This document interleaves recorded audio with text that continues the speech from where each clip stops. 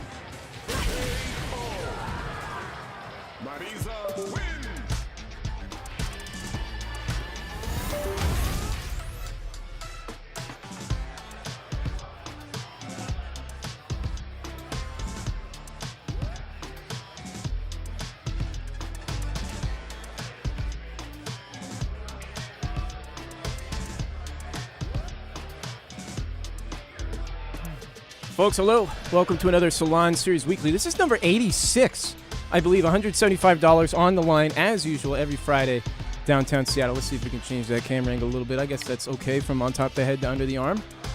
We take what we can get here. Pretty packed bracket tonight. 33 individuals entering. I'm going to be honest. I was thinking about trying to also enter myself. Oh, it looks like it's 32. Somebody perhaps withdrew in the final moments. I wonder who that was. I'm looking. I'm peeking. I'm trying to check and see. We did have 33. Somebody said, fuck that, I'm out. Interesting. Is this perhaps actually just out of date?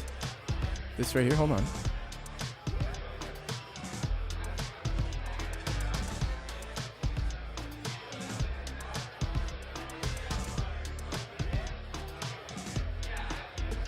dude, I'm too sharp. Can't fool me. 33 tonight.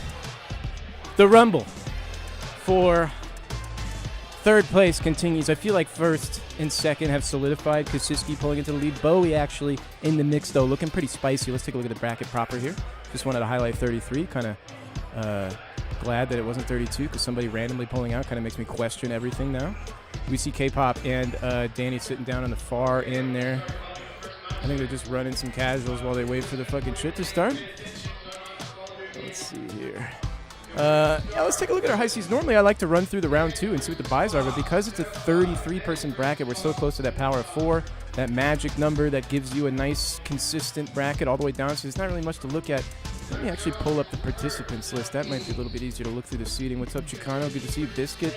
Captain Dax doing a little glazing, little pre-glaze on Fishboy. Let the guy get into the bracket, for the love of God. Okay. Danny at the top, of course. Kosiski. K-Pop, Element. It's getting harder and harder to see this bracket. There's a lot of ambiguity in that top 8 now. It's kind of moved up from that lower level now. It's harder to say what these top 8 are going to be. Bowie up there at 4th. He's been making a big splash. I think I have K-Pop perhaps overseeded here. I just kind of forgot that he was fucking up there because he signs up very early. It's all right. We'll let him bat a couple of easier rounds initially, and then he's going to have somebody that's rather... Anyways, don't let me get lost in the train of thought here. Element right behind Bowie. Dylan R. making it a wild appearance. We haven't seen him in a hot minute, so it's nice to see him back. I believe he's going to be sticking with the Ed. We might see him mess around with the Marissa, so we'll see. And I know that he played Bison in the past. Didn't really care for how the character vibed, even though he's very strong. So whether or not we see random Bison, highly unlikely, but it could be something that he is in his back pocket now that he's returned from the mountain training regiment, as it were. So it looks like Dej and Old Pot Monster, a.k.a. Opie, stepping up to the plate on setup. I'm going to assume that's like setup 5. But right next door, we have Element versus... Oh, Kosiski, brother, you already know where we're headed here. Let me see. Is this who I think it is? Is this a setup I think it is? It should be. It should be. Element Kosiski. This is going to be a... No, Element's playing Old Pot Monster? I got sandwiched between. It's Element and Old Pot Monster. My fault. Let me get the stats so I can cheat. Oh, fuck. We're already in there. We're already in there. It was a rough start. My apologies. But here we go. Element on the left and on the right. We have Old Pot Monster. Big throw for Element already. To start things off, he's looking towards the corner control here. Already flushing his competition. Akuma with just basically no health. He can't afford to make a mistake. And there is some skill differential here. No disrespect to... the Pot Monster himself, a.k.a. I asked him what he wants his nickname to be. His name is Old Pot Monster, OPM. And I said, okay, dog, if you're not going to, like, choose, I'm not going to say Old Pot Monster, just Old or Old Pot. Those all suck. You got to pick. I said, what if I call you Opie? And he said, I'm down with that. So this is Brother Opie. Okay, and speaking of which, Brother Opie getting a little tossed. Looking at nearly a double perfect for Element. This is how we expected this match to go. No disrespect, of course. Let's take a look at what's happening next door. I think we have...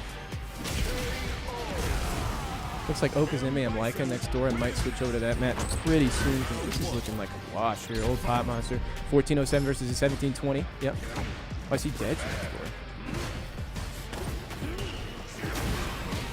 Huge jump in. Oh, he's just getting destroyed. Woo. Oh, it's Fox versus Dej. Okay, no disrespect to Element or Opie, but we gotta check out Fox versus Dej. Hold on, what the fuck is this? There it is. There it is. And there it is. I think. Yes, it's gonna be the Mai and the Edward for Fox on the right, on the left.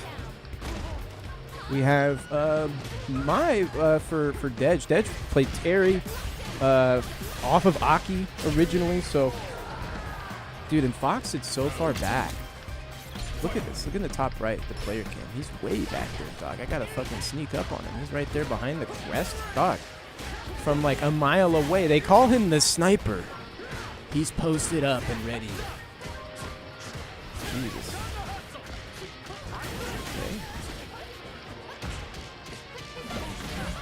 Corner control for Dej. First round for Dej, but a life deficit and a perfect parry with the side switch. Tops it off with a bit of a drive damage using the DI, and he's going to catch him. Catch him dancing. No, it doesn't finish him off, and there's the throw. Oh, though. Dude, where is... Look at this. Look how I'm trying. Do you see him back there? It's so hard. It's so hard to see him on the camera. I'm looking for him. Like, where the fuck are we at?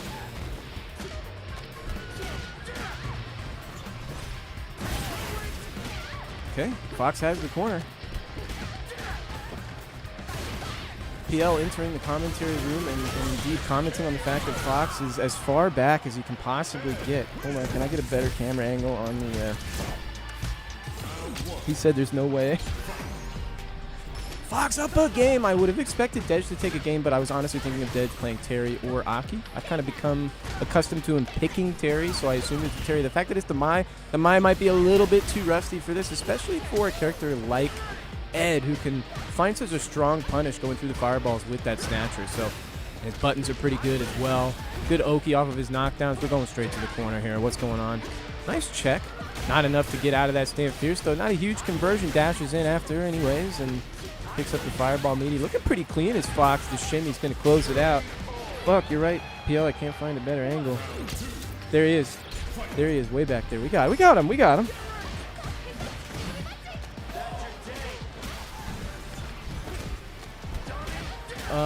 C to A? Like a small one? Oh, no, I don't think so. PL asking about adapters that might be available deep in the tech closet that's sorted enough. All right, big tech there. Fox working his way towards the corner. Huge jump, not in time, no. Dude, I love the camera angle on the top right. Fox is like, I'm right behind you. I'm coming up for this set point, brother. I have level 3 here. Don't ever press a button. You got to take every throw. It's the end of season 2. They haven't taken throw. Oh, huge punish opportunity. Are we going to put him in the burnout? You better after the, yep.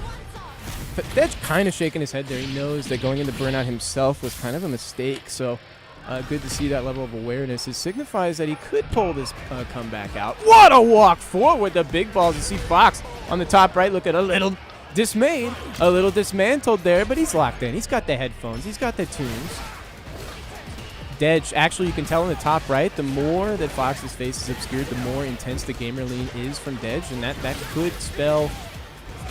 I'm not going to try and forecast the weather here because he's getting fucked up. I thought the gamer lean would kind of coincide with improved performance, but there he is, like a little George Waldo here. You see him? And it looks like Element just now finishing with Opie. Crazy, because that must have gone down to the wire. Big splat, and you're dead. Fox emerging victorious. There he is. Standing proud, no longer hidden in the grassy knoll at the back. JFK, you're safe for now. Up next to the plate, though, I see Leaf and Vile. That's potentially an interesting match. We'll see if PL is sending that to the designated, I'll call it the stream setup. That's to their right. Our left on the camera, to their right, is the preferred setup for the streams, just so we can see. Oh, fuck, I didn't get the bracket pulled up. I still have the participant list. Bear with me, bear with me. Hold on, hold on. There we go. Vile and Leaf, Dylan and Sammy. Let's take a look at who's made it so far into winners round 3. Bowie and Huge Ass is going to be a colossal match. Holy fuck. Huge Ass is relentless. As a Jamie player, you have to be. He's got the dive kicks, the raw drive rush, stand fierce, and some other shenanigans and some niceties one way or the other. I see Leaf and Vile getting into it. PL not quite sending somebody to the quote-unquote preferred setup. So, I guess we'll tune in here. I hear him calling somebody. So, again, no disrespect if I end up tuning away from this at a critical moment, but we're going to get into it. It's going to be Leaf on the right, Vile on the left. Vile on the Cammy, Leaf on the DJ. A lot of DJs have switched to Ed. I say that knowing that Sheehan has switched from DJ to Ed, and that's it. That's my knowledge base to make that assertion. To the corner we go. Pressure. Ooh, the instant air dive kick. I mean, we're just doing stuff here from both players, honestly. I don't see like any hard reads being made here besides I'm just going from a flow chart. Lets it rip, misses the input there to go for the little hop, the little KOF style hop, and gets grabbed. Oh no, one more mix. Checks him with the jab, wake up punch, and drop the combo. Brother, what are you doing? I see Leaf sitting at the stream setup. Not Leaf, excuse me. Next to Leaf, just over his shoulder, as he is over everybody's shoulder always. Fox awaiting the next victim. I'm going to take a look at the bracket real quick. Leaf is doing a lot of sway stuff, and Vile is very comfortable just hitting a kind of a certain delay timing that's going to catch whatever sluggish pressure that Leaf is kind of putting on afterwards. And the assumption being made by Leaf here is that there's a tighter delay timing happening for Vile by default, but Vile's made some quick adaptations.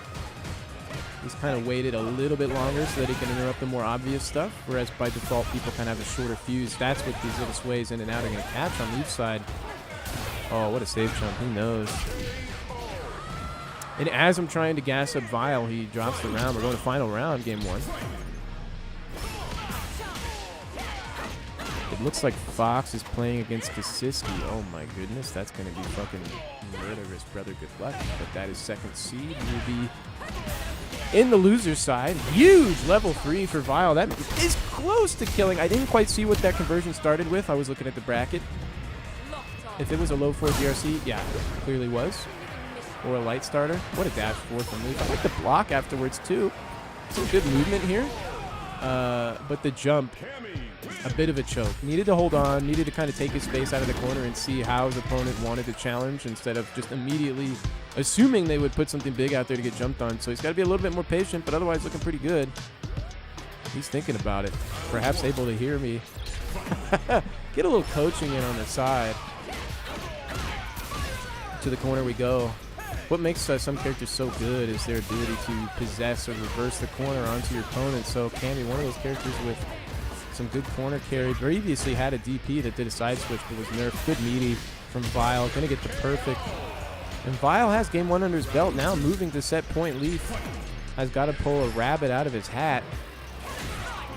Oh shit, I kept his camera too zoomed out, bro. He's got that tiny head syndrome up there. We're gonna strengthen that head up though. Now looking proper.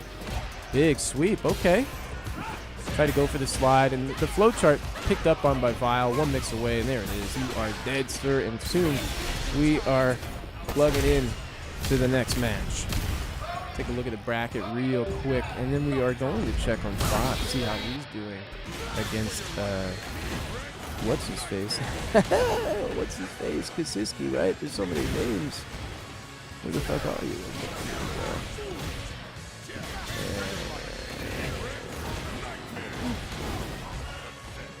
Yeah, let's get into it. I'll fix those cameras, not to worry. This is Kasiski looking to bag game 1 here. The Fox is going to bring a round out. Kasiski with the little... No! He got his ass. Okay. Oops. Yeah, again, Fox is over here. Kasiski on the better side so we can see things a little bit easier. Kasiski nodding to himself. Has level 3 here very soon. So everybody has the condition they need. Their win condition. Fox, though, blowing his win condition. He's got to get something out of the pressure sequence. Kasiski low on bar. Fox is able to deflect this right here with the punish counter, doing damage to the drive gauge. Kasiski to the corner now. Where's the anti-air? There it is. Air to air. Piece him up, brother. Keeping it tight, but then gets caught by the crouch. Doesn't matter. Ooh, what an empty jump. Low on gauge. Still is Kasiski, and now empty. We're in burnout. This could be the beginning of the end. He has to react, and Fox challenges the reaction, says, you can't, brother. You're actually dead if we hit the conversion here, and this conversion is very basic. Gonna go up 1 game, brother. I'm not a fucking believer, huh? Okay. Sitting a little bit closer to the screen this time. I see you, dog. And he's asking, is something wrong with this setup or something like that? And he's like, yeah, I kind of felt that, but, you know, it is what it is. And or maybe he's asking about an interaction that happened. Perhaps it wasn't like a setup flaw. But be it as it may, this is friendly competition at the end of the day. Fierce but friendly. Oh, let me fix the cams. Hold on a second. It takes my full focus to do that. I'll be right back.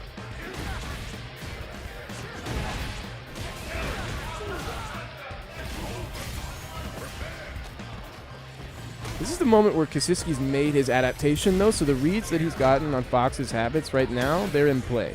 Fox now has to be able to change up his habits and present something else to Kasiski, get him to chew on a different thought instead of just beating a dead horse. But I think we're in dead horse territory. I don't think Fox has the depth to go 2 games straight. I could be wrong. Kasiski's just very good at pattern recognition. You know, that's part of why he's second seed here. He kind of has a similar quality to Danny, just, I mean, not even remotely close to the depth in that quality, but he has the same capability in that sense. You know, the tool is in his pocket, whereas a lot of players like Fox, they kind of have just a couple layers that they're going to run through, and then it's grind time. You know, then that's when the truth comes out. So right now we're seeing what adaptation. Now remember, Fox went down round 1 before, and he had a very closely fought round 2 in order to bring it to final round game 1, which he was able to bag that dub. So don't forget, Fox is ahead right now. This could be huge. Is he spending? No, big drop. Has to be careful in how he recovers here, because he probably was like, excuse me. Wanted to spend level 3 there, missed it, choking now. Has to remain solid. I hear Danny going, don't do that. And this is okay. Just give it up. Don't worry about it. And what you want to do is focus on the final round. Oh, my fucking God. You fucked it up. That's okay. It's only level 1. Bro, lock in. Lock in. Don't worry. It's okay. You can't get defeated here. You have to have confidence. That's all right. You're laughing. That's good. But focus, brother. Stop laughing. Lock in. Ask him another fucking question. All right. He didn't think about it too long. I'm a little scared. I feel like the situation was a little scrambly for my taste. And right now, the laughter reads to me as kind of a submission, I'm giving up here, you know, like I see that I'm being defeated. Yeah. And what's going to happen here is he's going to try and stay in the comfort zone of the flowchart. Kasiski's going to have a sniper scope on that flowchart right now, and he's just going to start dismantling him. Here comes the DI. Ooh, what a sweep. Come on, bro. You still got it. You still got this. If you take this round, you're chilling. That's fine. Look at him take the space. So good, but the jump, too eager. Too eager. I like that big walk forward. You're dead now. The big walk forward was crazy. That's what he needed to do. But, oh, okay. All right, I got a little excited. I'm not trying to be a hater. We're just keeping it real. Look at JD on the right. His eyes were popping. He said, oh, fuck, who's he placing? Oh, he's facing Bowie. Bro, we're going to that match next. You already know. Holy shit. Too much good shit. But I'm hoping Fox can find his footing here.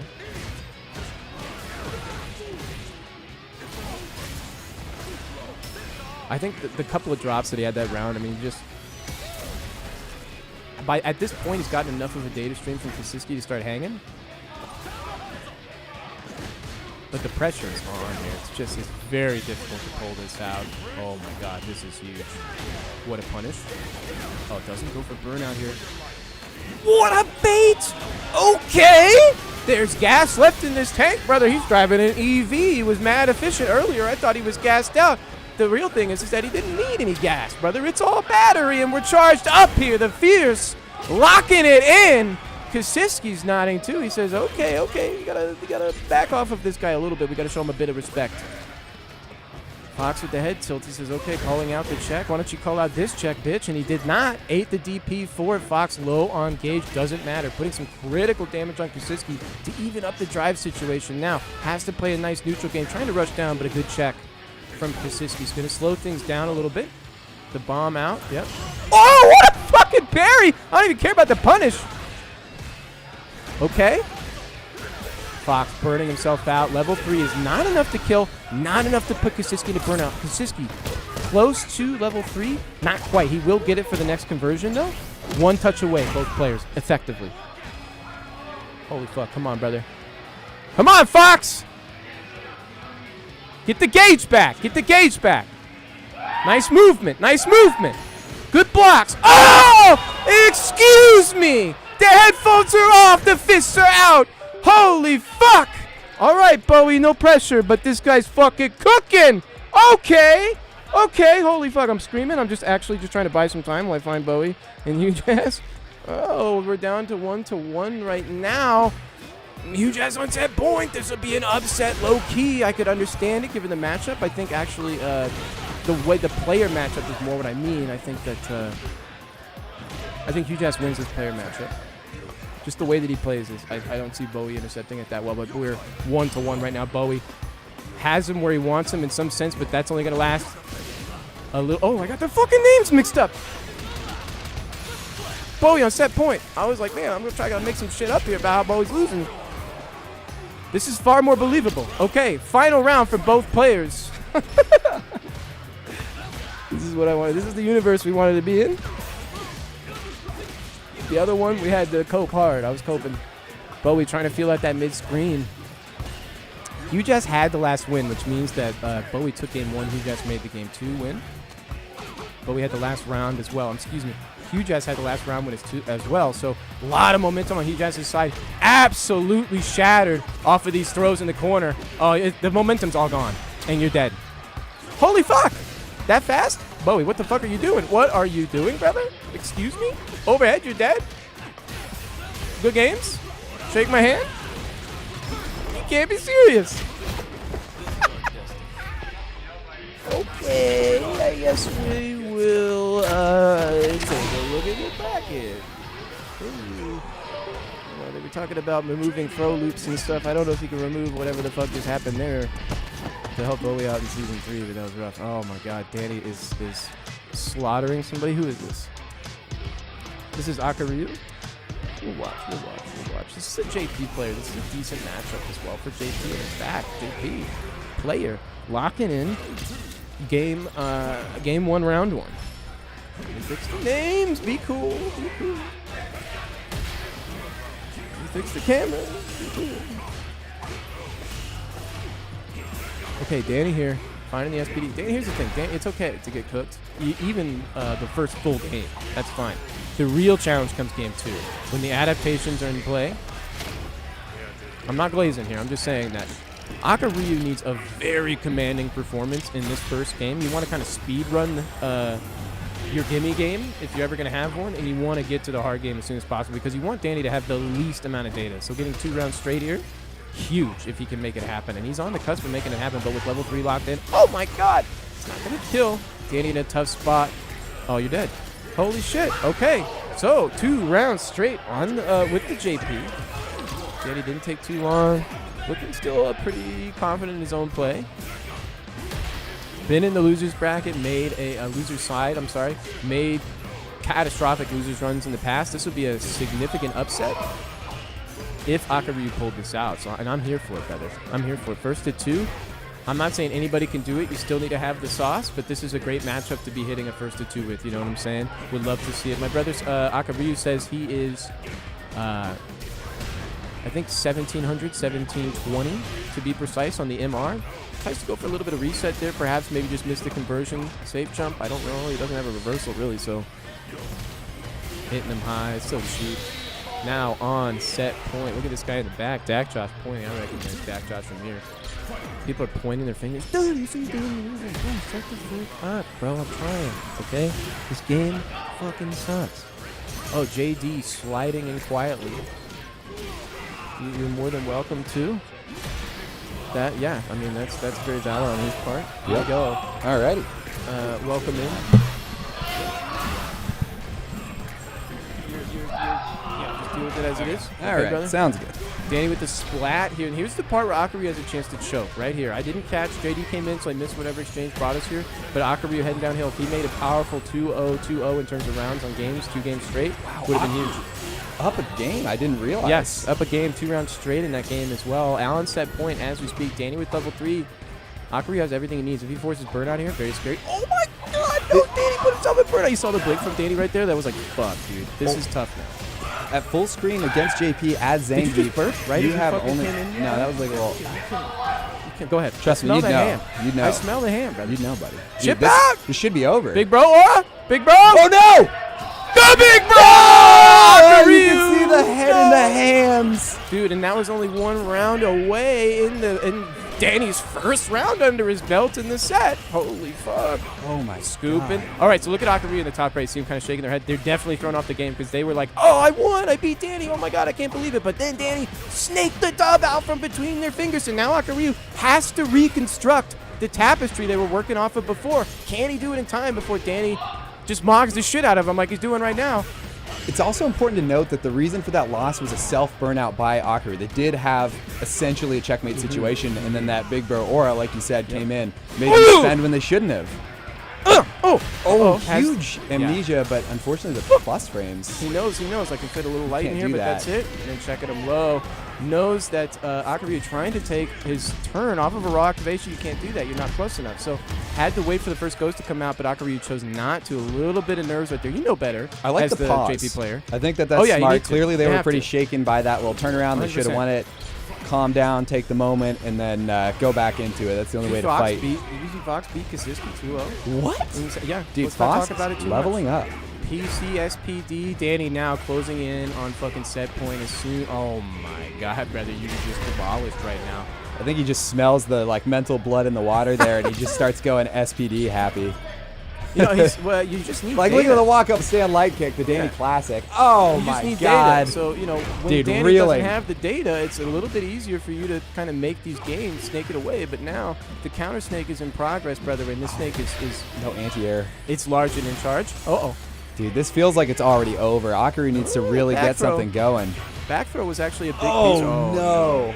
That's yeah, burnout. You know what? Let's I hit don't the know what split you screen do. because this is over. Ooh, okay. Oh, okay, Level brother. 1 hits. Oh, huge turnaround. Look at the crowd in the back. Okay, all right. Holy shit. Oh, the aura, though, the walk down. Akari smart. Oh, this is such a bad no anti-air, situation. you're dead. Oh, bait. Oh, my God. Wow. Okay. Straight through. Oh, he's telling Dak Josh, excuse me? Excuse me, Dak? Excuse me? Is it over? Did he win? No. Yeah, put your fingers away, brother. Put your handshake. Give me the handshake. Went in for the fist bump first. A little nervous. Yeah, I understand. You came close, but not quite. Not quite. Dak Josh looking humbled. And now Danny saying, oh, fuck, I almost lost. All right, he's sliding a little closer for the fucking shot here, brother. Yeah, we can go for that. Let's hit the old bracket. How are you doing so far? We'll take a look. Not too bad. I can't believe he beat Bowie. I saw that. You're so lucky. You're so lucky that he dropped. Is that what it is? This Are is the you- second time in a row. Are you different? I saw the match. Jesus Christ. Second time in a Yeah, row no, you got the- lucky or what? Nah. All right, so This Bowie, is this mental is our losers fortitude. round 3. Casuals about to open up at the back soon. Once we get to this top 16 and we can narrow it down to just 4 setups to run smoothly. All right, we got Kryphin versus Dylan. I'm looking This at is kind of who's crazy, in my bro. round here. Let me pull it back up to the top side so people can check out the top of the bracket. Again, if you do ! bracket in the chat, you're going to see the bracket as well. Jesus Christ, I just want to see our top 16 here. Fox and Dak Josh looks like they're lining up here soon to play. Looks like Yes. Kyrie is going straight back in against Fox right here. I think they're playing out the losers and then we'll do the winners, I guess. And this is Kaczynski versus Mason. Hold on, This we're is gonna actually switch over. a real match here, too. I think Mason running his secondary for the full. He's committed to running his secondary for the whole bracket. Guile, he's normally a Honda player. Why did he do that? He wants to learn Guile, man. That's how you learn. That's the way to do it.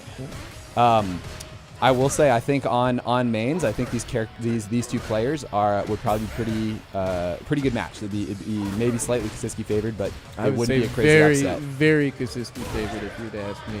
The Honda experience question mark is real, and Mason is a killer Honda player. I mean, he's a solid 1800s player. So. Good Honda, I won't doubt that. And right now, he's showing that the Guile can do some work too. Driver's throw goes for the kill. I was impressed by that spend. Chooses to burn himself out for the surprise factor. You could see Kaczynski also kind of startled that he went for that option. Sometimes you got to push it, though. Kaczynski, yeah, I think it's actually the guy on set point here. Mason on set point, looking to knock Kaczynski out, which is crazy to me. But, you know, hey. Man's right in the book. He has priorities, all right? Ooh. All right, let's see the walkdown. And traditionally, I think Bison's considered one of the characters who can do kind of okay into Guile due to the EX Psycho Crusher. So this shouldn't be the worst for Kaczynski. Definitely taking a commanding lead here. Takes the plus frames and a huge shimmy in the corner. I feel like that could have been it, routed differently, Yeah, but it was it. still a Little nerves, commanding perhaps. lead. Oh, yeah, there you go. That's what I was talking about with the EX Psycho Crusher straight through a boom. And right now, Dak Josh fighting Fox in top 16. Wow. We'll get to that match soon. They're starting. They're already started. You see them gaming right here. They're already started. But we're still locked in on Kaczynski and Mason because this is also a huge match over here. Well, it almost feels like those two matches should be inverted. There's been some upsets today. It's like the typical lot of losers upsets match is today. the winners, and the winners is the losers. And Akaryu almost was able to lock it upside in against Danny. Didn't happen. Dak Josh had his finger out. He was pointing. Danny with the counterpoint at the end. He sees everything. There's so many mirrors in here. You thought he missed that? No, brother. He got assassinated immediately. As soon as he got that dub, Danny was like, list of priorities. Talk to Dak Josh first, and then I can pop off. That was it. Which I respect. I think that's where I would go with that. If anybody's talking shit, the best thing you can do is win and then immediately face that guy and be like, what's up? Where you at? Your homie's in a little heat? How you doing? How's it feel? Tell me how it feels right now. I'm personally a fan of just crying, actually. Okay, nice check from Kasiski. You're a fan of you get insulted, you immediately start crying. Corner position now, the knockdown. What's the guess? Tried to do a bit of a shimmy there, but Mason with the immediate wake-up jab. Kasiski was not ready. He was expecting more respect there. His timing was a bit off on his movement. You know, if he kind of got a button, it looks like Mason just got inside of his timing. So I think so. Mason also really good with the measured conversions, knows when to spend a level 1, and he has all of the conversions on Guile, especially the boom loops, down to a science. Like, you know, he hasn't played the character as much as Honda, but his technical skills still come through just as strong. Mason showing the DI. Kasiski showed it as well. Both these players want to discourage their opponents from throwing out these higher recovery, dominating the neutral, the sonic booms, the scissor kicks we see right there. So the threat of DI is on the table, but neither player is really pulling their punches. They kind of been like, all right, you DI'd, I DI'd, now we're cool, right? We're fine? Okay. Huge, though, moment for the throw loop at the bomb. Oh, wow. Now you can get that all day. It's easy. Picks it up. No level 1. Less Plants damage, the bomb. though. Sure, yep. Oh, that's a burnout, huge. though. Yeah. Both players moving on to set point after this one, yeah? I think no matter what, you just take that one. You don't fight out of there, even if you can. It's not what your meter spends. Score right now for Kasiski and... I'm sorry, this is Fox and my man over here, but we're just checking on that for a second. 1-1 and close. Wow. No, it's 0-0 for those guys. Sorry, 0-0, you're right. 0-0. Wait a second. Where are we now? I went to the wrong fucking match. I'm sorry, I went the wrong way. Here we are. My fault. I was almost smooth with it, but now we're all confused. It's okay, we're back. Ooh, and Kasiski getting punched in the face here. Level 2 only available for Mason. No level 3 on deck, so the next hit doesn't necessarily kill, but level 2 conversions on the table. Oh, Kasiski has to work this corner position in order to maintain superiority here, and he does. The level 3 is huge, and he keeps the drive gauge while trimming his opponent's resources down. This is peak. That was a necessary spend. He was about to burn out. Huge. Oh, no, misconversion, but he picks it up. Them. Another one, too. 2 drops. Mason quick on the low forward. No conversion there either. More whiffs. Is getting crazy in the corner. The scrambles. Huge jump. It corners himself. Now Mason, life lead, position lead, gauge lead, super lead as well. And, huge. That's point, it. you're dead. It's level 2 activation. You're done. You see, over there. Fuck, I missed it. All right, now he can swing over. We hit this button. Then we hit this button right here. And then we're going to press this button. And for reference, Red is typing like your grandpa does right now on the table. Just like 2 fingers out, beep boop. And then we do this and that. And then we're in Fox on the left with the Ed on the right. Dak Josh looking to hit set point here soon, but it's a contention between... Oh! Ooh, Fox hitting the opportunity first. And he's sitting much more shoulder to shoulder with this guy. I'm wondering what the adjustment is there. Is it just the seating position that's made for this excellent run? Well, you know, I've been likening to a sniper, an assassin when he's so far back over people's shoulders. But here, much more normal in his spacing. The IRL spacing is what could have been his opponent sitting closer to the screen. I'm not sure. Man, if Fox brings this 1-1, bro, he's about to move up a few ranks in my head. Right now, he's been staying where he is, but a strong, steady stay. He's been grinding though. I know that. That's what I'm saying. He's been strong with it, but the plateau is rough right now. But he's been making the progress you need. The cracks are there to kind of break the facade, and you know, the watershed moment is perhaps upon us today. I was about to criticize Dak Josh for the burnout, but he made the most out of that. He kept the pressure up the whole time and took it straight to victory without even taking a hit after burning himself out for extra offense. Kind of going the Noah the Prodigy route there and really maintaining the offense even when you're gray. Oh, it's called Dirty Dak, but sometimes he's pretty clean with it. Oh, bro, Fox Not is sure just about swinging. that one. No, both of these players actually showcasing some of the gaps in their fundamentals here. The spacing game there was rough to watch. Fox just needed to step forward a smidge. Yeah, beautiful anti-air, though. Dak hearing the fundamentals, being called into question and demonstrating them a moment later. Nice jump away. Good plus frames, though. What are we going to do here to get to the corner? Okay, jumps so out. Smart! All right, and he gets out of burnout. Let's see how quickly he spends this. Bro hit the fucking jab when he's +3. All right, dog, I see your game. Okay. Oh, no! You got caught! Hello! Laughing a little bit with it. I think that's the only thing you can do right there. Man, what the fuck? This is in the real universe, this was Dark Scion versus Kasiski, or Kasiski versus Dak Josh, I guess. Kind of a toss-up between Sam and Dak Josh, if you ask me. This actually worked out pretty well for me. He avoided the burnout in that situation and got a level 2 activation for his troubles. Unfortunately, not going to get much off of it. He doesn't know the fucking punish. Conversion off that. Oh, no, okay, can't do safe. anything. Oh, and that's throw. it. All right, I'm going to step back out there. Yeah, you got to get out there, I guess. Yeah, you're going to be there soon. So. Best of luck to you, sir. Thank you. I'll step back in when I can. Yeah, we'll see you then. Okay, JD has left the office for now. Let's take a look at the winner's side here. Ooh, we do want to see that matchup there. Fish Boy versus Danny Pham is going to be our next top 16 match that we're watching. Let's take a look at the loser side. We're going to get a Cryfin and Dylan R, as well as a John Ramen versus Huge Ass in order to fill out our winners top 8 down here. Element fighting for his life versus Leaf. I assume Element's going to win that. We're going to see Element versus Bowie, which is going to be crazy. Smackle versus Akaryu is in play. Not sure where they're at. We are seeing Danny square up here next to Fish Boy. All the Fish Boy fans in the chat. This is a pretty good matchup for Marissa. I'm going to say at least 5-5. I know she's a character that is on the weaker side of the tier list these days. But against Keith, this is a pretty doable match. Let's set up here. Thinking, yeah. But still continue to look at the loser side. Right now, our horses out in front. K-pop, 80s Bowie, Mason, and then likely Smackle over Akaryu. But we could see an upset today. Akaryu is so close to sending Danny to the loser side in his stead. So impressive run so far. Danny taking a moment to get some fresh air or some shit like that. I don't know. Maybe taking a whiz, but he's absent there to control it now. Running back. Okay, we're going to get started here. This is Marissa. Yeah, Marissa and... Get these cameras fixed. Fuck. Just Boy on the right with Marissa on the left. You already know. Dr. Danny Pham, McGee, the Seed 1.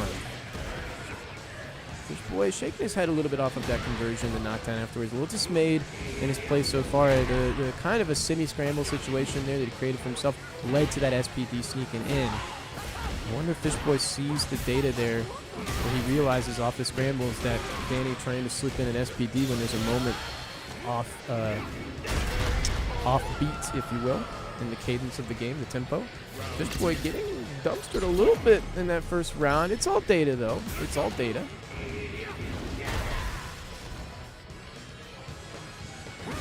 Okay.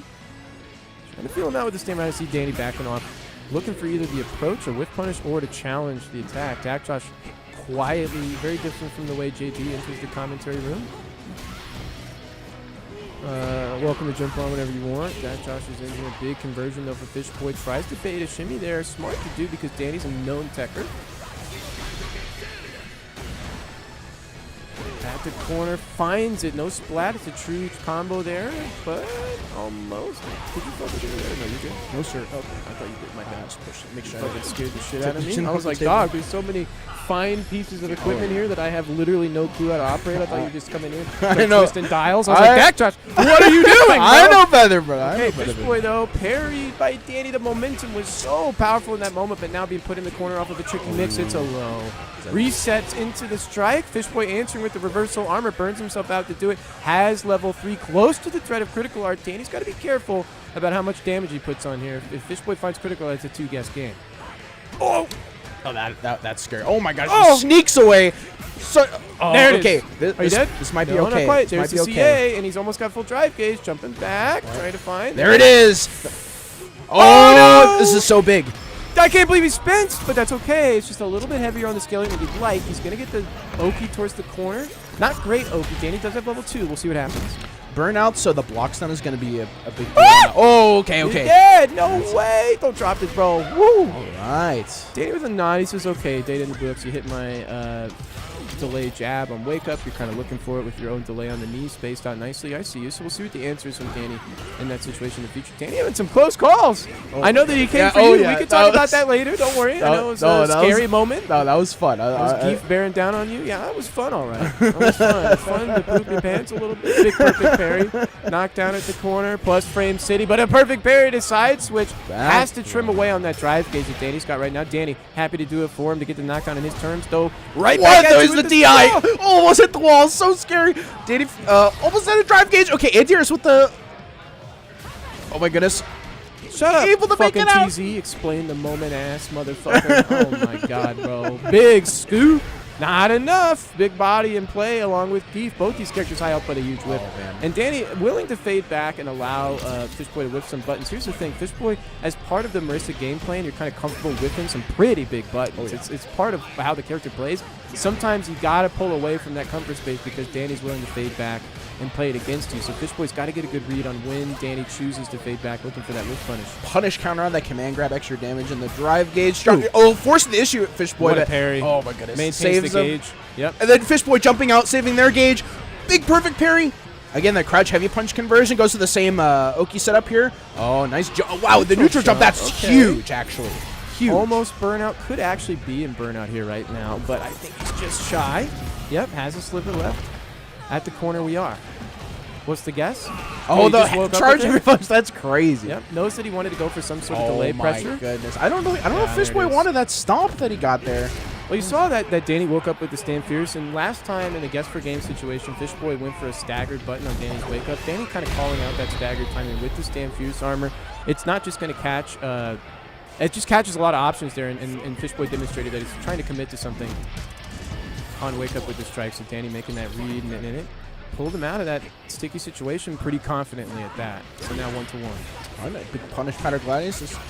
Punish counter Gladius to start us off. Oh my and god. oh my goodness, it's already really I think we've scary. only seen armor twice from Fishboy, maybe 3 times, and that was the second time or third time we've seen it. Danny already calling it out, so Fishboy has to be careful. Huge opportunity here. They misspaced the SPD, but now Fishboy just enforcing the plus frames, even though both players are out of drive gauge. Oh my goodness, no fear on the walk up. That's crazy. Okay, no punish here. Danny out of burnout as well, but tried to parry for the side switch. Will he go again? No, drive reversal. He's been 2 for 2 on drive reversals. Huge splat. Again, Not again quite. the same thing. We're not quite at the wall. Oh, okay, this is big. Knockdown, yes. Oh, he Meaty. tried to jump out. Backing off, looking for the reversal is Danny. Oh, he the finally air caught the jump air. back. Makes the read. Fishboy going to the jump away, not just in circumstances where he's trying to read the SPD, but also just to create space. So the likelihood of Danny finding the air-to-air there actually increases against this player matchup. Good snipe by Danny. Right. Speaking of good snipe, really nice level 2 to catch the jump in from Danny. Great reversal. Now again, Whoa, whiff punish on the sweep. Yeah, I don't know what Fishboy's going for. He with was those trying really. to catch Danny fading back. Had the misread, though. I talked about that earlier. Danny a step ahead of him in the Yomi game. The I know, you know, I know game. Same thing like you're saying here, Danny. Look at this. Look at the yeah, spacing. Yeah, he's Holy willing to fuck. just back it up. He Good doesn't- call from Fishboy. Small step forward, then throws the knee out there. You got to get inside that timing. Danny, though, the gets perfect to it moment. first. Gets inside first. Up, fucking dude, you're right in the way. Ah! And Fishboy up and away already. I can't get a good camera angle on this. Should I give up? We'll take a look at the bracket now. Yeah, you're good, I guess. Oh yeah, I'm trying to. Fishboy's so close, actually, to making that work. Was that? That was 2-1 yeah, for that was Danny, 2-1. right? Yep, My yep, yep. God, look at this loser side we have set up here. Holy shit, the loser's top 16. Element Bowie is definitely what we want. What? Oh, my fault, brother. I'm sorry. PL's using the mouse, and I tried to take control. No, I can't do that. I mean that in an obvious way. Anyways, we see on the loser side here, Element, Bowie, Smackle, Akaria. We already remarked on this before. It looks like Lonely Laika made it to K-pop, which is Dylan and Krypton are setting up from winner's side top 16. I see Bowie and Elements. Like, Dylan and Krypton are setting up, but this is where I'm at. This is where I'm at. This is where we're going to be. Well, let's get into this match here. This is going to be, looks like Bowie on the right side. And up around looks like on the first game. Oh, no, it says 1 win. Element on the Yeah, left, up Bowie on the on right. A game under Bowie's pocket. Bowie was on set point here, but now Element Climb bringing back. it up potentially 1-1 if he lost the final round of game 2 play. This should be favored to Element. Bowie having gone up the first game. I mean, Bowie's been like a fucking He's rocket, cooking. bro. He's cooking. cooking. Yeah, he's doing With good. jet fuel, brother. It's fucking rocket fuel even. Crazy. Which use? No, they don't. Use. Oh, Well, anyways. I don't know what that guy was. That's so bad for Boy's Little gonna bit put of him a in the choke, corner. yeah. Really unfortunate here, but Oh, again, yeah, he's he's got to take all of this punishment. So this is fine. This is calculated by Bowie. Put the risk up front because he knows he can take the damage on the backside. It's fine. He finds his escape. We're okay here if we can get out of burnout. nice counter to the throw attempt there. Gonna spend the bar to keep the drive gauge recovering. That nice big heavy punch, and then the jump attacks got the drive gauge coming back real quick. Oh wow, the huge DI. This is really nice. Bowie 2-0 this. This is not enough to kill, but this is close to burnout. Guess the game here. Yeah, he just one pressed tap. the That's button. it. All right, Bowie's This just is gotta loser's make it pride. happen. There's no fucking way. Top 16. That's it, man. Bowie Bowie with the clutches fade it up. away. Fishboy asking for his shit. Dylan happy to hand it over against Krypton now. That's the next match we're going to check out. That was a real quick one for Brother, Bowie, like you're saying. We came in later. I mean, 2-0. You know, we gotta not do it like that. You know, hard. Oh, absolutely. Like you were saying. Oh, he setup took- is this. It's this one, and we are getting right into it. Fuck, they're not fucking taking their time, so we can get into it easy for me. Dylan, okay. if he wins this, he got the Rashid warm up against me, or rather for me. Yeah. Okay. I was sure. It looked kind of like a button check for a second. Dylan just standing still for a moment. Yeah, sometimes we be checking buttons, but with you know. All right. Oh, Cryphin missed the anti-air, but worked out. Oh, this is really nice. Get the heavy kick into the juggle. Big knockdown at the corner. Dylan bravely pressing crouch light punch, crouch light punch gets the a bar right there. Oh, back. Oh yeah. Cryphin, both players fishing for the stand medium. Oh, Dylan, perfect parries. We remember he's one of our own perfect parry prints. I mean, I'm not trying to. Oh, you're to definitely you're not but wrong. he's putting in a lot of perfect parries. Principally because he was playing Marissa and they were his anti-perfect parries, but still. Got clipped by the meaty overhead there on the throw, the manually timed. Nice work from Cryphin to get that conversion. A lot of work Cryphin just put in. Bowie's sitting down in the setup next to these folks, and he's going to be playing against Leica. Should be totally moving on from that match, but we'll see. We've seen great two twins. And it's throw loop time. All right, drive reversal does not work out, but this is not too bad of a punish. Coming from Ed. I thought I was just going to say that shot, but it's Cryphin. Yep. You know, Cryphin usually pulls up shot this position that he's at right now, so we don't often get to see him on stream as much as we see you, so that's why. All right, yeah, we got the punish counter throw into level 2. See Dylan's response here. Yep, just making space. It's not quite in the corner. We can just block out. Oh, spins the drive reversal. That burns him out, so that could be pretty bad. Oh, okay, Cryphin, big perfect parry. That's really nice. Has to win. If he finds level 3, he wins. Oh, unfortunate whiff on the anti-air there, but it's still connected, so it's okay. Out of the corner now. Oh my god, the sweep? Oh my goodness. Yeah. Oh, he was ready. Yep. Don't test him. Dylan knew his wake condition was finding it for somewhere. It just depended on where it was at. And he found if it was on wake up, if it was through some sort of pressure. Excuse me, I want to bring up the players here. Now going into the final round, and he's comfortably on his roadmap. He's already realized I'm not going to have super in the final round. So now we're going to see a game where he has to play a little bit more risky on the front end because he doesn't have the level 3 or 2 on the back end to close it out. And the win condition shifted here in the final round. Oh, what nice counter here conversion on the far medium kick there. Yeah, says red mic cutting out seems like it's low and not hitting the threshold or something. So we got Corner position. Corner. This is still good for Cryphin now. Yeah, okay. This is a really good chance to. That is definitely not what Cryphin wanted. This is a chance for him to take the round. Dylan really low on drive gauge, but Cryphin not able to force the issue really, just taking it slow. Cryphin only has to hit this level 2. He just has to get it on screen. He's going to get another one through the pressure that he creates. Oh, unfortunate. He's not good yet. No level 1 there. Dylan just wanted to try. Oh, the bait, the backdash into the slide. Are you kidding me? Able to spend it. Wow. That's game 1 to Cryphin. That just backdashes, and then Dylan immediately seeing recognizing the spacing. Time to throw a fireball. Just dashes right back up with the slide. Unbelievable. Am I clipping? Oh, went up the screen. Oh, okay. We're good. Nice anti-air there from Dylan.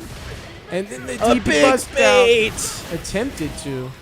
But I saw you go in for the drink and you immediately jumped back on the mic. Like, Sorry, bro. That's crazy. You were like, So Cryphin with the mix, bro. He woke up DP. I wasn't ready, bro. Make sure you talk to me. Oh, heard. If you gotta. Yeah, I gotcha. Come on, let me meet this.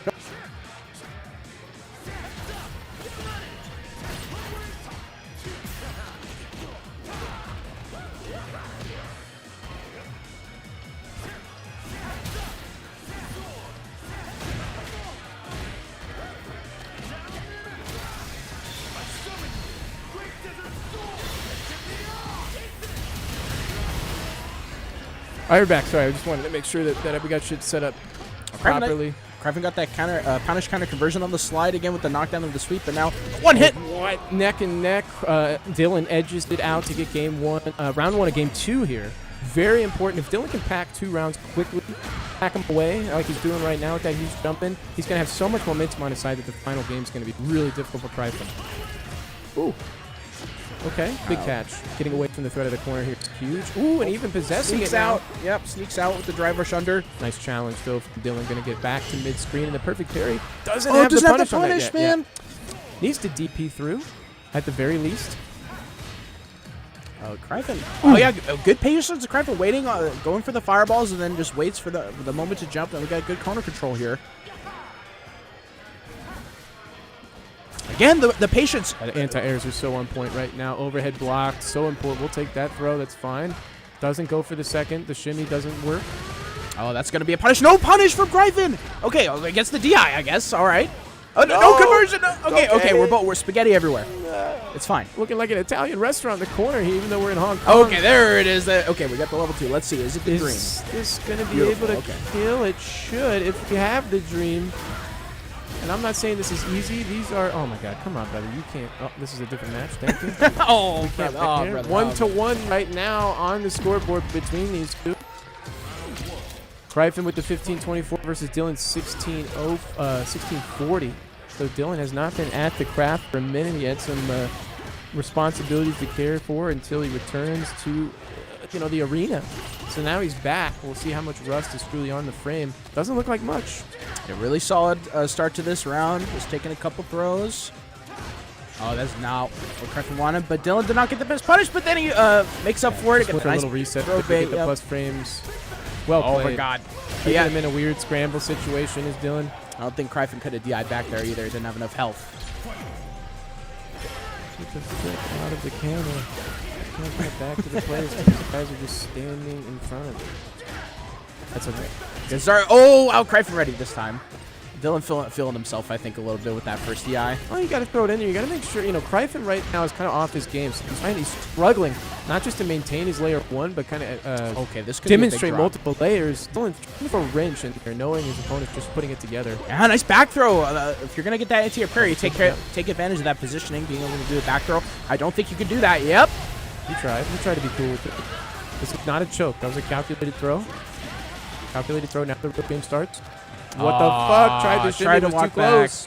No good. Look at the walk forward block from Okay, we got... that's so tough for shooting that range. I don't know if you can get a good punish there. Oh my God. Hit him with the sauce, and that you were talking about earlier, the DI that he threw in there. If you get him thinking about that shit, suddenly they're going to revert to the basic, I'm going to challenge when it's -2, and Dylan was slowly stringing him into trying to find his little comfort footing. Hits him with reverse on minus frames. The ultimate disrespect. You love to see it. It hurts, man, but... Oh my God, Fish versus K-pop. Hold on. Gotta get over here and check this out. Gotta pull up on attack touch. Was it being...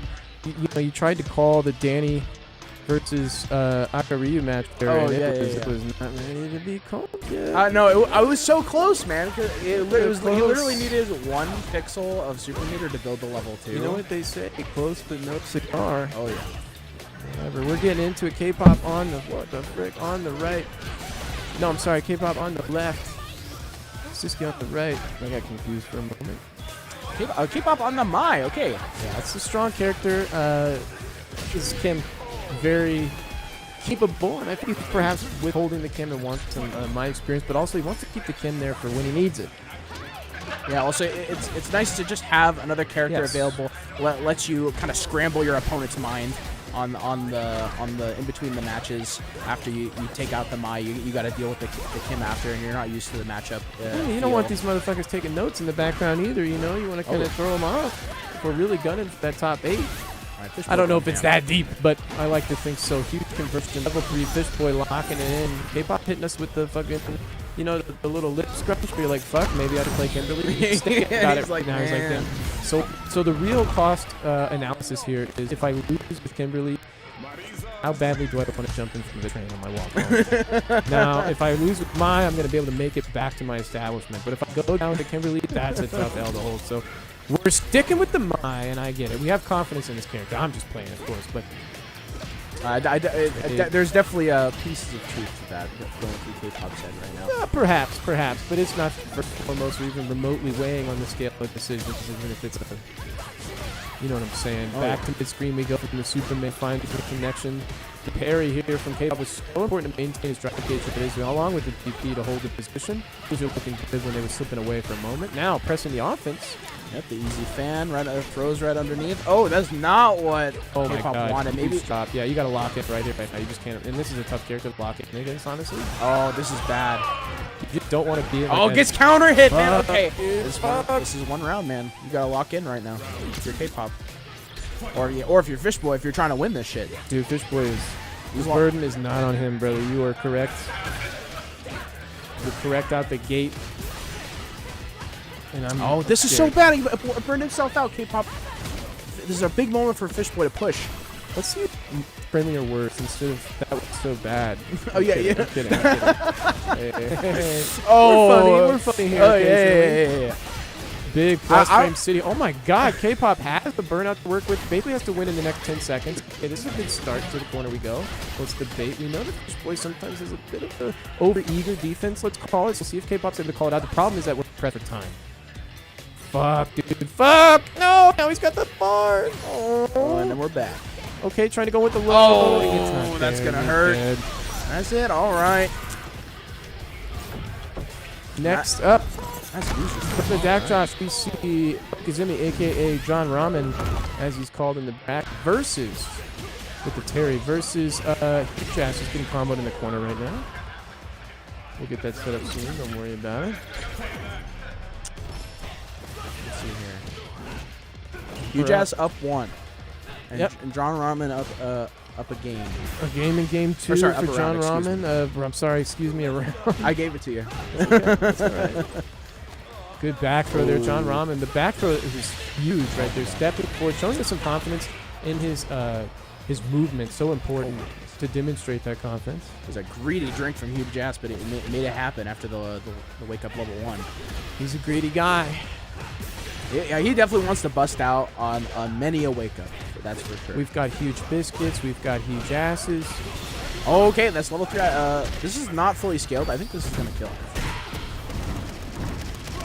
Were you wrong or were you right? Oh my goodness. James Chin rolling in his grave right now. Oh, and the wake up. Holy Okay. shit. No level 2. No level 2 activation. Okay, No cancel. That was this weird. is almost unwinnable. Why? He may have been like, I don't know why. Oh yeah, I did it, or maybe I he tried. Maybe you tried. Yeah. 1-1 now in the score. John Ramen bringing a crucial game back to even up the set in his first of 2. Ooh, gets clipped low. This is the battle to get into top 8 loser side, by the way. Ooh, this guy John Ramen got the optimal shit, man. No, he's been posting on Twitter and shit. You don't know? No, I don't know, man. I guess I better know. Better be optimal. Huh. Imagine if he wasn't. Oh my God, the sweep, the crouching heavy kick from John Ramen. No fear. Does not care if he blocks it. Bro would be tweeting a lot for somebody that's not cooking with it. Okay, nice overhead. Oh, and the meaty overhead. All right. He's got those all day. Yeah, he's cooking something up right now. All right. Very comfortable looking is John Ramen. Huge ass basically looks the same that he always does. Oh, wait, one for the late switch. I love to see that 5 HP get Oh my God, another meaty overhead. What was that? He has the tech, dude. I told you. That was probably meaty overhead as well. He has the tech. I didn't even know what that knockdown was. Okay, huge safe, ass, no honestly. fear. Just bust out. Low shorts typically don't have the slow up and the fast recovery frames to actually make them safe meaty versus slow super. But Super 1 is enough of an answer versus... I'm going to write this shit down. Oh! Checking him. Holy fuck. Zimmy, John. This guy needs to fucking pick a name. John Ramen. Commanding performance. He's moving on to... Was that for... Wait a second. Oh, that was winner's side. That's right. Because Bowie lost against Duke. Ooh, are we going to see a rematch? So hold on. Bear with me while I scroll to back it up. I know it's going to nauseate a lot of you. This is the match we just saw. This is top 16 winners in order to get into top 8 winners now. Looks like Huge Ass moved down to loser side, and we see him sitting down actually up top. He's going to play his loser side top 12 in order to get to potentially loser side top 8. John Ramen packing it in versus Danny here in the top 8 winners side. That's going to be tough. You versus Dylan. How do you feel about that match? If Dylan has any amount of rust, I feel very confident. If he doesn't, it could go either way. Do you think he has any amount of rust? I mean, looking at... He had some drops during... what was that? What we just watched? Cryfin. And also... Ouch, bro. Shout outs to Cryfin. Almost forgot about him. No, I didn't forget about Cryfin. I forgot what the match was. Yeah, okay. You forgot. You remembered the match, bro. I was right here. I can tell you what happened. Okay, I'm kidding. Okay, you're taking the piss, bro. That's what you do. I am. That's what I do. I've taken all the piss. In fact, there's hardly any left for everybody else. All right. Okay, we're seeing Huge Ass and Mason. All right, this is what we're seeing. This is the fucking match of the century. Mason is going to be in the player 1 slot. Huge Ass on player 2. You see the ratings respectively. Mason commanding best placement 2nd. Huge Ass on the other hand, best placement 7th. I'm curious. I haven't seen these. I don't know if these two have played here yet, but They have. Look at the fucking player match Oh, up at the oh, bottom. so- That's what I was leaving to you. Oh, Are hurt, you? hurt, Come on, hurt. man. Hurt. Trying to hand it off nicely, and you're like, ah, look at these guys. Fucking I've played before. I'm working. So now you go. The player. Guile? Yeah, he's What's sticking going the on guile here? the whole time. He's sticking the guile the whole match. Really? The whole run. Yeah. Holy! That's what has been told to me. I think by Hugh Jess. I think he told me that, so he knew it already. I'm surprised. Hugh Jess reaching over to say something's wrong with this. Oh, something They're messed up. stopping. PL is about to head out, but it looks like they're resuming. Okay. What the fuck was that? PL's gonna get out there and be like, what? Why are they playing? If something is happening, doesn't matter. Plus frames corner. Patience from Mason. No response there. Just blocks it out. It was the right decision. Ooh. Oh, got so lucky. Clip by the boom there. Almost Yeah, had if the Hugh right Jazz jump. hit the button there, actually Sonic projectiles don't slow down during hit stop. You know that, right? Oh, I didn't know that. Oh my god. I don't want to explain this wrinkle, but essentially That's interesting. if you score a hit against somebody while the projectile's on screen, everything's frozen except the projectile, which continues to move. So you can slip around projectiles, That's so interesting. insert the spacings as long as you get the hit, whereas otherwise you would get hit by the projectile. Yes. You gotta know. You gotta know your data. Yep. That's good stuff. Knowledgeable. All right. Okay, just 1 plus frames. Oh yeah, basically just chilling, waiting for the obvious dive kick on, No, on his DB, mind. brother, anyway. that was Oh my it! god! No! And then he was in his feels about the missed anti-air. The overhead comes in and just creams you. Yeah, you weren't thinking in the moment. You were stuck in the past. Oh, should have anti-aired that. Oh, he's starting to look like a Twinkie now. Uh-oh. Mason getting all up in that. Relax, dude. Holy shit. Sneaking a drink is huge ass. You better. There's a lot of room in there, but not much for long if Mason continues to make his way in. Holy fuck. Another drink up. Mason just sets up the slow boom. But now he just up to 3 drinks. This is pretty bad now. Oh my goodness. Nice. Dude, I've never seen fucking drive rush so bad. That sounds like it's trash. I think you Giles won it for like certain like combos or something. It leaves you close enough to link like medium punch. Yeah, sometimes the medium kicks have higher damage values too. So. Oh, it might be like a scaling thing as well. Ryu wants to do that with his standing kick sometimes. Ooh, big punish. Oh, huge ass okay. locking it in here. He's just shaking his head, laughing. You know, you hate to be the guy that's on the other side of that when your opponent's just like, yeah, dude, I don't know. I'm just doing stuff and it's working. Who knows? You're like, yeah, haha, very funny. Fuck, I'm losing. Yeah, fuck. Dude, okay. Mason being posted up is not really working well now because he's just able to get the drinks up.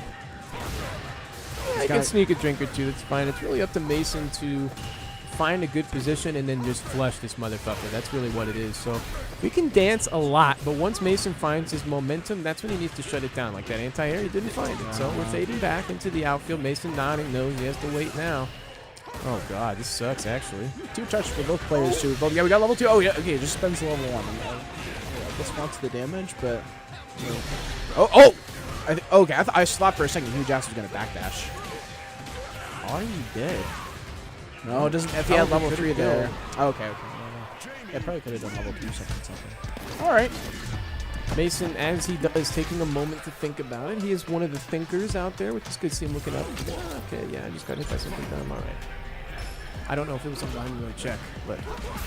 Ooh, stand medium kick, catching him out. Hugh Jazz heading to the corner now with the drink under his belt as well.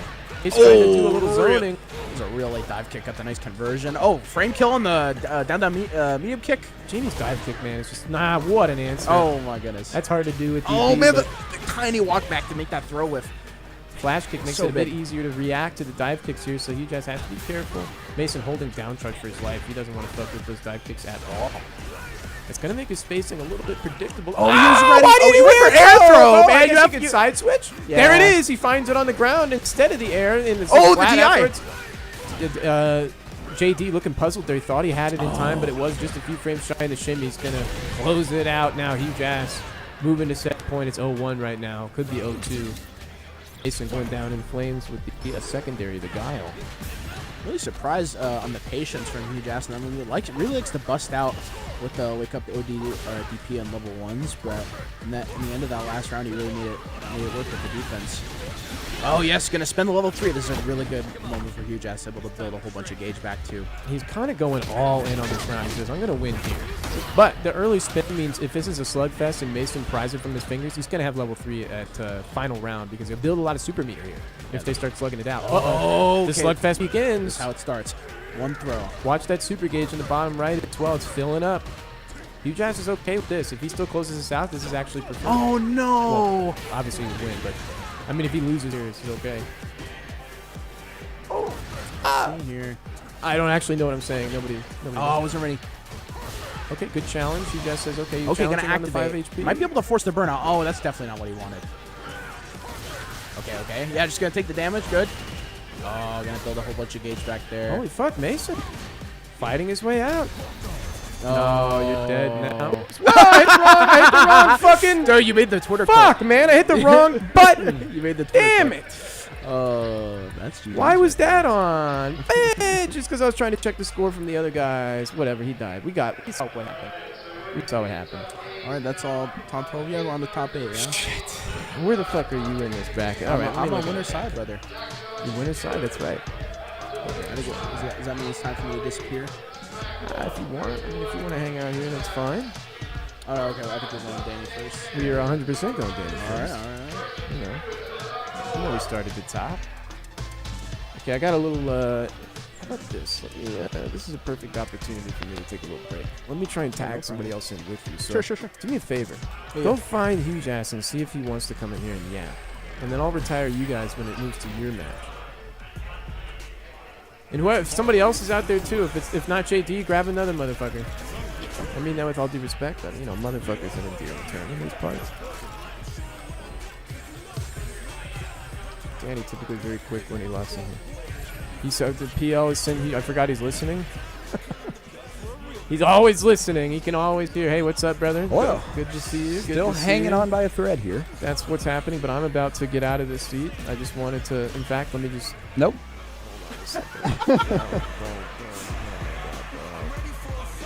I will die. You're good.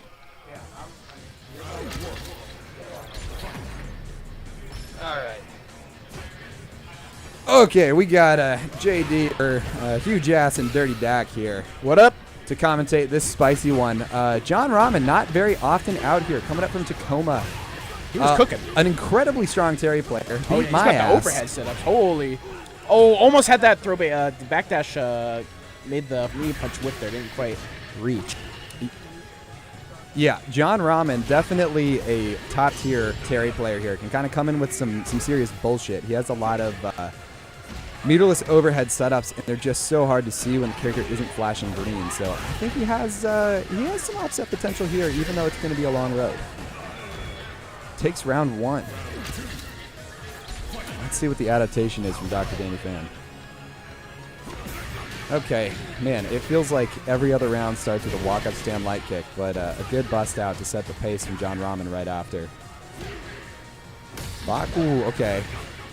The armor punches are going to pose a problem for Terry, who does not have a lot of multi-hit moves, but I really like the spend on the level 1 there to get into a neutral situation against Keith and Burnout with no level 3. Until that stick of butter hits level 3, he's in a pretty good spot and can really bully Zangief as Terry. Not sure what he wanted with that heavy round wave there. Oh my Huge goodness, the overhead, that's delayed. crazy. That's it. If he gets the level 2. Yeah, gonna convert. Oh, he's got to build the. He's got to. No, Oh he no, dropped. the drop. I was gonna say he either needed to spend the level 2 right there on that like light link, which is really tough, or he had to build the level 3. Yeah, I think the raw level 2. No. He's not dead. Wow. Oh my god. Oh, Yeah. nice bait. Yeah. I mean, what do It's you okay. do there, though? It's a total coin flip. It's okay. If he walks up Lariat, you're done. It's not a terrible spend. John Rahman still has almost level 2. He's got another round to work with. And it's unlikely that Geef is going to be able to hit his level 3 this round, so it's a lot more comfortable playing for final game when Geef has to make that spend. That being said, that was a drop that led to this, but it could be worse. All right. The meter situation for John Rahman not looking so good. Still chooses to spend it after that hit. The meter Again, dude, these This guy's setups are overhead. brutal. He's got so many different ways to set up that knee overhead. And he's so consistent with it. He just doesn't like that link. He is a master out. All right, one more touch. Oh no, this is so that's bad. a game-losing mistake. Don't hold it together, Ra. Oh Okay. no. Okay, burnout Yeah, from the burnout. side of Danny Pham. Okay, it's not over yet. He a still coin. has bar to work with. Oh, I don't know what that was, man. That's so unfortunate. All right, still Still got more to work with here. Got one more game. I think that was just the big bro aura catching up to him there. It was a lot of kind of uncharacteristic flubs from John Rahman there. I think just in the high pressure scenario, he's like, I'm about to win this. This is my game. And then Once John Rahman has the offense going, it feels really solid. Dude, he has the freaking the lane switch setups are pretty brutal and they work out pretty well for him. He's been mentioning that he's getting a lot of mileage in bracket with those setups. An unfortunate drop again. Oh my goodness! For a counter hit link. The creep forward on the driver's conversion there from Danny, trying to bait something. Yeah. Oh no, that's so unfortunate. Okay, this is the last round right here for John Rahman. He's got to make it happen. Yeah, I mean, signs of greatness from John Rahman. Clearly has the skills to put up a fight here, but just kind of has had some critical mistakes and some unfortunate moments. Oh, no. Okay. No punish counter. We take that. Okay, yeah, he's going to get the nice TC. Again, gets the pressure up, drive rush overhead. The armor from Danny able to take the momentum back, but you can't spend any more gauge unless he wants to burn out. I'm really liking the adaptation after seeing a lot of armor to go for drive rush low shorts to make sure that he can blow through some of that with the lows. I think that's a pretty smart and pretty clear adaptation he made early on. And it's been paying off for John Rahman. The meter spend is the problem here, though. He's pretty low, and Danny doesn't mind playing burnout. Respects the level 3 again. Oh, perfect parry. This is not it yet. One more situation. Oh my gosh. Okay. Back in the corner, still in burnout with a huge amount of time left on it. Kind of needs a level 3 situation to win this. Oh, I tried the overhead. Oh, I think that's it, man. All right. Yeah, I mean, signs of greatness from John there. I think he really could have done it if he hadn't had some of those drops in the first game and gone another way. And I really hope to see John cook something up in losers. That was really fun. Watching him play early in the bracket was really hype. As long as he's not cooking me up. I think it's time for me to disappear. Alrighty, good luck. That's Dirty Dax backing off here.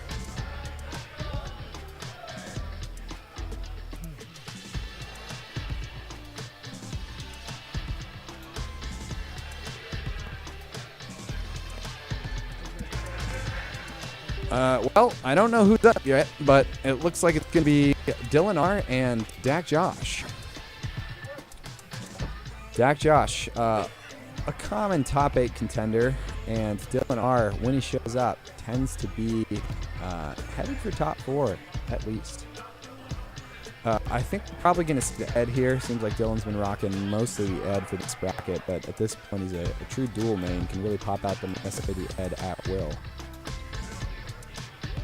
And Dak Josh obviously going to come in and play just the Sheed with his patented kind of hyper-aggressive style.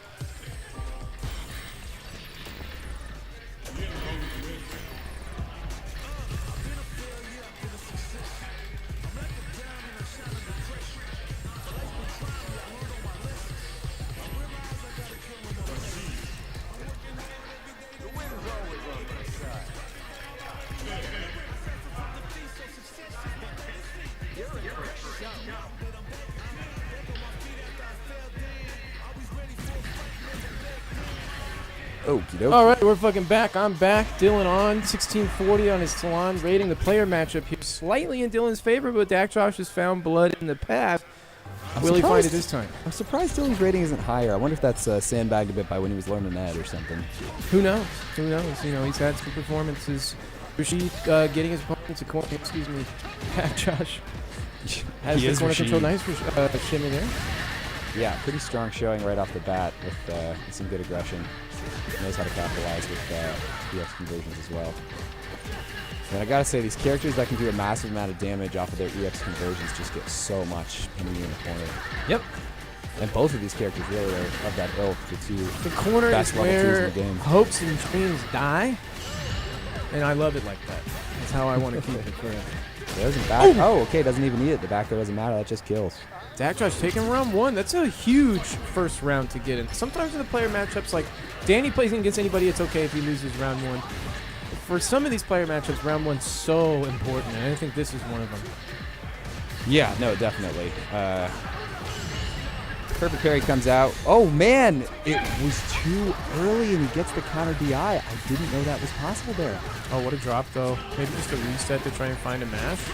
Perhaps not a drop at all, but he's out with the charge mid-screen 2 from the knockdown.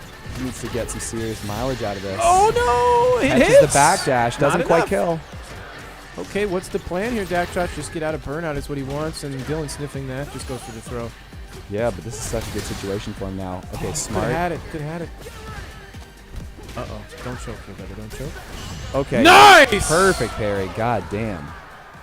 What the frick, Dak Josh? Pretty strong game one, straight to Dak Josh over Dylan. This is winner's side, so either one of these players gets into the swing at it if they get taken out on this side of the bracket. They'll be on loser's side for sure. Still, you'd rather be here fighting against Danny Pham on winner's side, winner's finals, than down on the what's quickly becoming a blender on the loser's side of the bracket. I'm sure it looks awful, actually. Oh, nice meaty there from the DR, but the jump back from Dylan holding strong. Trying to maintain the spacing away from the corner, gets the conversion to carry back to mid-screen. Oh, Dak Josh trying to neuter the momentum. Not quite. Again, for good measure, why not? I like that. I think that's... Oh, what? Just bust through. Ah, what a drop, though. Yeah, but you chip out so rough against Ed. I don't know how you beat this scenario. Dak Josh fighting one hit here is so big because he will have level 2 potentially. Ah! That's all it takes.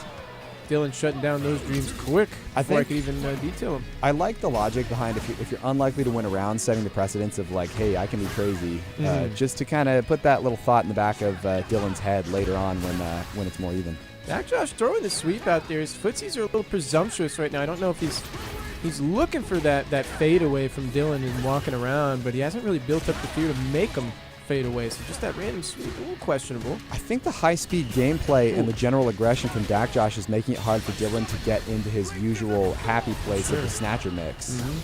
Has to hold this level 2. If he does so successfully, he's looking good. This is fine. It's not too much because there was a light starter. Dylan looking good here. Yeah, a lot more measured in the approach here. Great interrupt on that. Not He letting needs him 2 get away rounds with in a this not true special cancels. Great check by Dak Josh to hold the corner. Dylan doing such a good job of just stepping forward a little bit. Those little micro steps to create space behind yourself so important here. That was a fat whiff punish, though. This Level isn't 3. going to kill. No, he doesn't go. He wants to be optimal here. He wants to maintain 1 bar so that he has all of his options available in the potential final round should this not go his way here. This is a very calculated safe spin. Well done. Had it in the bag on that hit. Didn't hit confirm. A great tech from Dak Josh. What a Oh, bust out. I don't know, though. He's got enough life to hold the pressure that he needs to. Oh, my God. I think he needed to start offense there. Dylan a little low on gauge to try and press the issue. Plays it safe. Doesn't want to spend it. Takes his turn away. I like that. Who did that before? I think it was the man sitting to Dak Josh's left. Dylan R was able to close Kryphin out Yeah, with that of the set EXDP, with that. right? He did the Yeah. DP. How's it feel, motherfucker? Yeah, I'm paying attention. I'm watching the matches. All right, Dak Josh hanging on by a thread here, and actually pretty good given the meter situation is pretty even here, and all Dak Josh is really looking for is a level 2 setup. These spends Could find are it here. aggressive, though. Wow, and you like he burns you said, himself he goes out. immediately for it. Yep. Like, he's going This to is get some questionable. back, but still. And Okay. yeah, I've the never seen this. annihilation. What the fuck? He wants to oh, smart. I wonder if that was Doesn't matter. intentional. We're cool. Trying to bait something is Dak Josh. Looking so squirrely. I think he's just like doing shit and it's working out. I don't know if there's like a think you're certain right. logic there, but it could be. Dylan's messed this up. Yeah, just Yeah, he's blocks. scared. Doesn't do anything. Doesn't know. You just can DP through that. Maybe he's too slow, but I think there's got to be enough recovery. He's just. Oh, another bust out. He's 3 for 3. Well, more like 3 for 5, but whatever. We don't talk about those. Big splat. This could be Level it with 2's a going to level finish 2. it off. No, he doesn't round for it. Uh-oh. Oh, catching no. the shimmy. Dylan grimacing knows his life is fleeting here. Oh, please don't test him. He does anyways. You motherfucking Dak Josh. That's it. Fucking God damn. Dak Josh. What? He's looking a little bit too dirty. I think that was a misinput super, though. Based on the fact that it was a counter hit, I think his buffer just wasn't quite there. It looked like Dylan had the reaction. Unfortunately, got a button because he didn't What? buffer well. From the what? When he got DI'd at the end, I think he I had a level see. 1 ready Could to go been. because he got Could have counter hit been. on it. Could have been. Unfortunately, we've all Wow. been there before. Oh, yeah. Now Bowie's stepping up to the plate. Good I feel Lord. like I've been there see, more than I've actually countered a DI with a super. Dylan is actually in your path, so you'll be able to ask him that question later on. Oh, Lord. Should If, you well, win if your I match survive against Fish Boy. Yeah. But Fish for Boy is now, kind of my nemesis here, man. We've heard of Smackle. We've maybe seen him in the Discord here and there. I know he plays JP. He plays Akuma. He plays a lot with John Ramen. They are... John Ramen, yeah, a.k.a. Okazeme. They're changing their names faster than I'm changing my underwear, you know, so it's fucking... John Ramen right there. I know, but his name is now Okazeme is challenged. You know, I know what I'm talking about. You know, I'm not convinced that you do. All right, I'm gonna pull off of that. What am I looking for here? I'm looking for this. All right, this should be Bowie favored for sure. I'm curious how Smackle's gonna deal with the Dawson matchup though. What did he pick? Akuma. Oh yeah, he's been doing some flipping. I'll tell you that. That's what I need to do. I'm not flipping. All right, Bowie on the right with the Dulcim on the left. Akuma, Smackle, making the slow, safe approach. A little fade back before jumping. He's trying to be a bit ambiguous with how he spaces himself before he inserts those jumps in the approach already with the raw DR. He's found at the conversion as well. I would imagine this is a pretty good matchup for Akuma given how much mobility mix-up he has to trick the Dawson who's trying to play keep away. Yep. It's a great matchup for Akuma. In fact, according to the statistics on CFM, it is the best. All right. Wait, it's the best according to CFN statistics. Wow. Alrighty. So It's his best matchup. He wins like 70-60% of this online in the 1800 plus range. Damn. Akuma does. So he fucking flushes Dawson. Wow. Bowie though, what is it? Oh, it's Smackle. You're right. I'm talking about John Rahman. No, John Rahman. He always telling me that John Rahman is not Okazeme. Okay, that's from Meiston though. John Rahman is Okazeme. Ask him if his name's Okazeme right now. Anyways, the match in hand here. Shut up. It looks like Bowie was able to turn that one around after a pretty commanding start by Schmackle. Was Thanks, doing the Jazz. Akuma Thank you, things, appreciate was it. beating him up a little bit there, and then Bowie just kind of took the reins and started playing keep away. And it seemed like Schmackle didn't quite have what it took to go through the wall of fireballs and limbs. In your face, 195. Okay, my fault. Bowie locking in game one. Me locking into reality. PL on the floor, pissed. All right, well, Bowie looking pretty strong right now. He looks pretty comfortable in this matchup, right? Could see him back there annoyed. All right, I think this Smackle, may Bowie. be more of a matchup unfamiliarity from James from Schmackle here than it is a reflection of the matchup. Not a lot of experience people have. Calling out the fireball cancel there. It had a lot of time to not do that. I'm actually surprised that worked out, but a great play by Bowie. And now dealing with burnout Akuma, not nearly as tough. I don't know how he's going to find his way in, but he has to in order to delay the game long enough. Nice fireball, but in order to delay long enough to find his way out of burnout, does not. Teleport closes it out. Bowie can be pretty sneaky with those teleports too. He doesn't abuse it too much, so when it comes out, it can really catch you. They've fought 3 times before at the Salon. Bowie has every dub from this matchup under his belt. So now Smackle, even though he's playing a strong character matchup, the player matchup not in his favor. And Bowie, as I said before, he's going to have a lot of experience against the army of Akumas online. Smackle, on the other hand, Dulcim you don't see too often. You don't get the good experience in this character matchup. It's tough. Man, also Bowie has been on a tear with those throw reads, doing the instant air dive kick. He's really confident when he runs that, and he's kind of got a sixth sense for it. Yep. Okay, DP, huge splat. opportunity here. You can get so much off Oh! oh no. What a setup! Okay. He's got a level 2. Yep. Flat his ass. Good spend. I wonder if he was planning on doing that, or if he kind of had to rip it at the last second when he realized it burned out. But either way, a win's a win. And Dulcim, not really a character who holds on to meter for the purpose of level 3, so it's kind of okay going into that last round without yours. And Bowie's still within striking range at level 3, so it's nice to have. He's got all the options he needs in order to make this round count. I like that. Put a little bit of the mind games and the pressure on with the command grab. Plus here, yeah, Bowie trying to get away. He's not blocking, I'll tell you that much. This should be... You're dead, yep. Yeah. Oh, no. Wait, not spike. no splat because there was already a splat beforehand. Bowie sliding out, taking advantage of the sliver that's left. Has to force burnout Oh, here. but throws him out of the Yeah. corner. I don't know about that. This is really good for Smackle. Tried to bait a DP there to delay throw, but didn't slide the triple. Whoa, side switch. You're not dead yet, but you're close. Bowie, 1 mix away, potentially 2 with the throw. Yeah, but if he hits a fireball, he's done also, so he has to be careful about these floats. Yep. He's got to be so careful. He's got to check everything here. Smackle knows. I just need one little touch. I think smart. He's playing back. Knows he doesn't need to rush it, but that's huge. Bowie closing it out, even though Smackle has the record. I mean, has the The opportunity. You have to imagine that Bowie was sitting there just like, this guy's going to fireball and I'm going to teleport on his ass the second I see that. That looks pretty premeditated. Bowie looking very comfortable. He must be playing this matchup a lot. I can only imagine. You know, he's getting on in the AM hours of the day when he plays. That's when the Devils are out playing Akuma. Huge Ass is getting called to by P. Time to go play. Adios. Good luck. A little cut out for a second. No, a little shaky. Oops. Anyways, what are we at? Huge Ass and who else? Fish Boy. Oh my gosh. I have to be honest with the audience here. I hate playing against both of these guys. So whoever loses here, simultaneously, I'm very happy to see them lose, but on the other hand, I hate to see them win, whoever's on the other side of the coin. So this is just a pure hate watch for me. Are you asking me about a bot? Bro, I'm in the middle of something here, dog. Are you kidding me right now? What the hell are you? I'm kidding. I don't know. I couldn't even finish reading that sentence.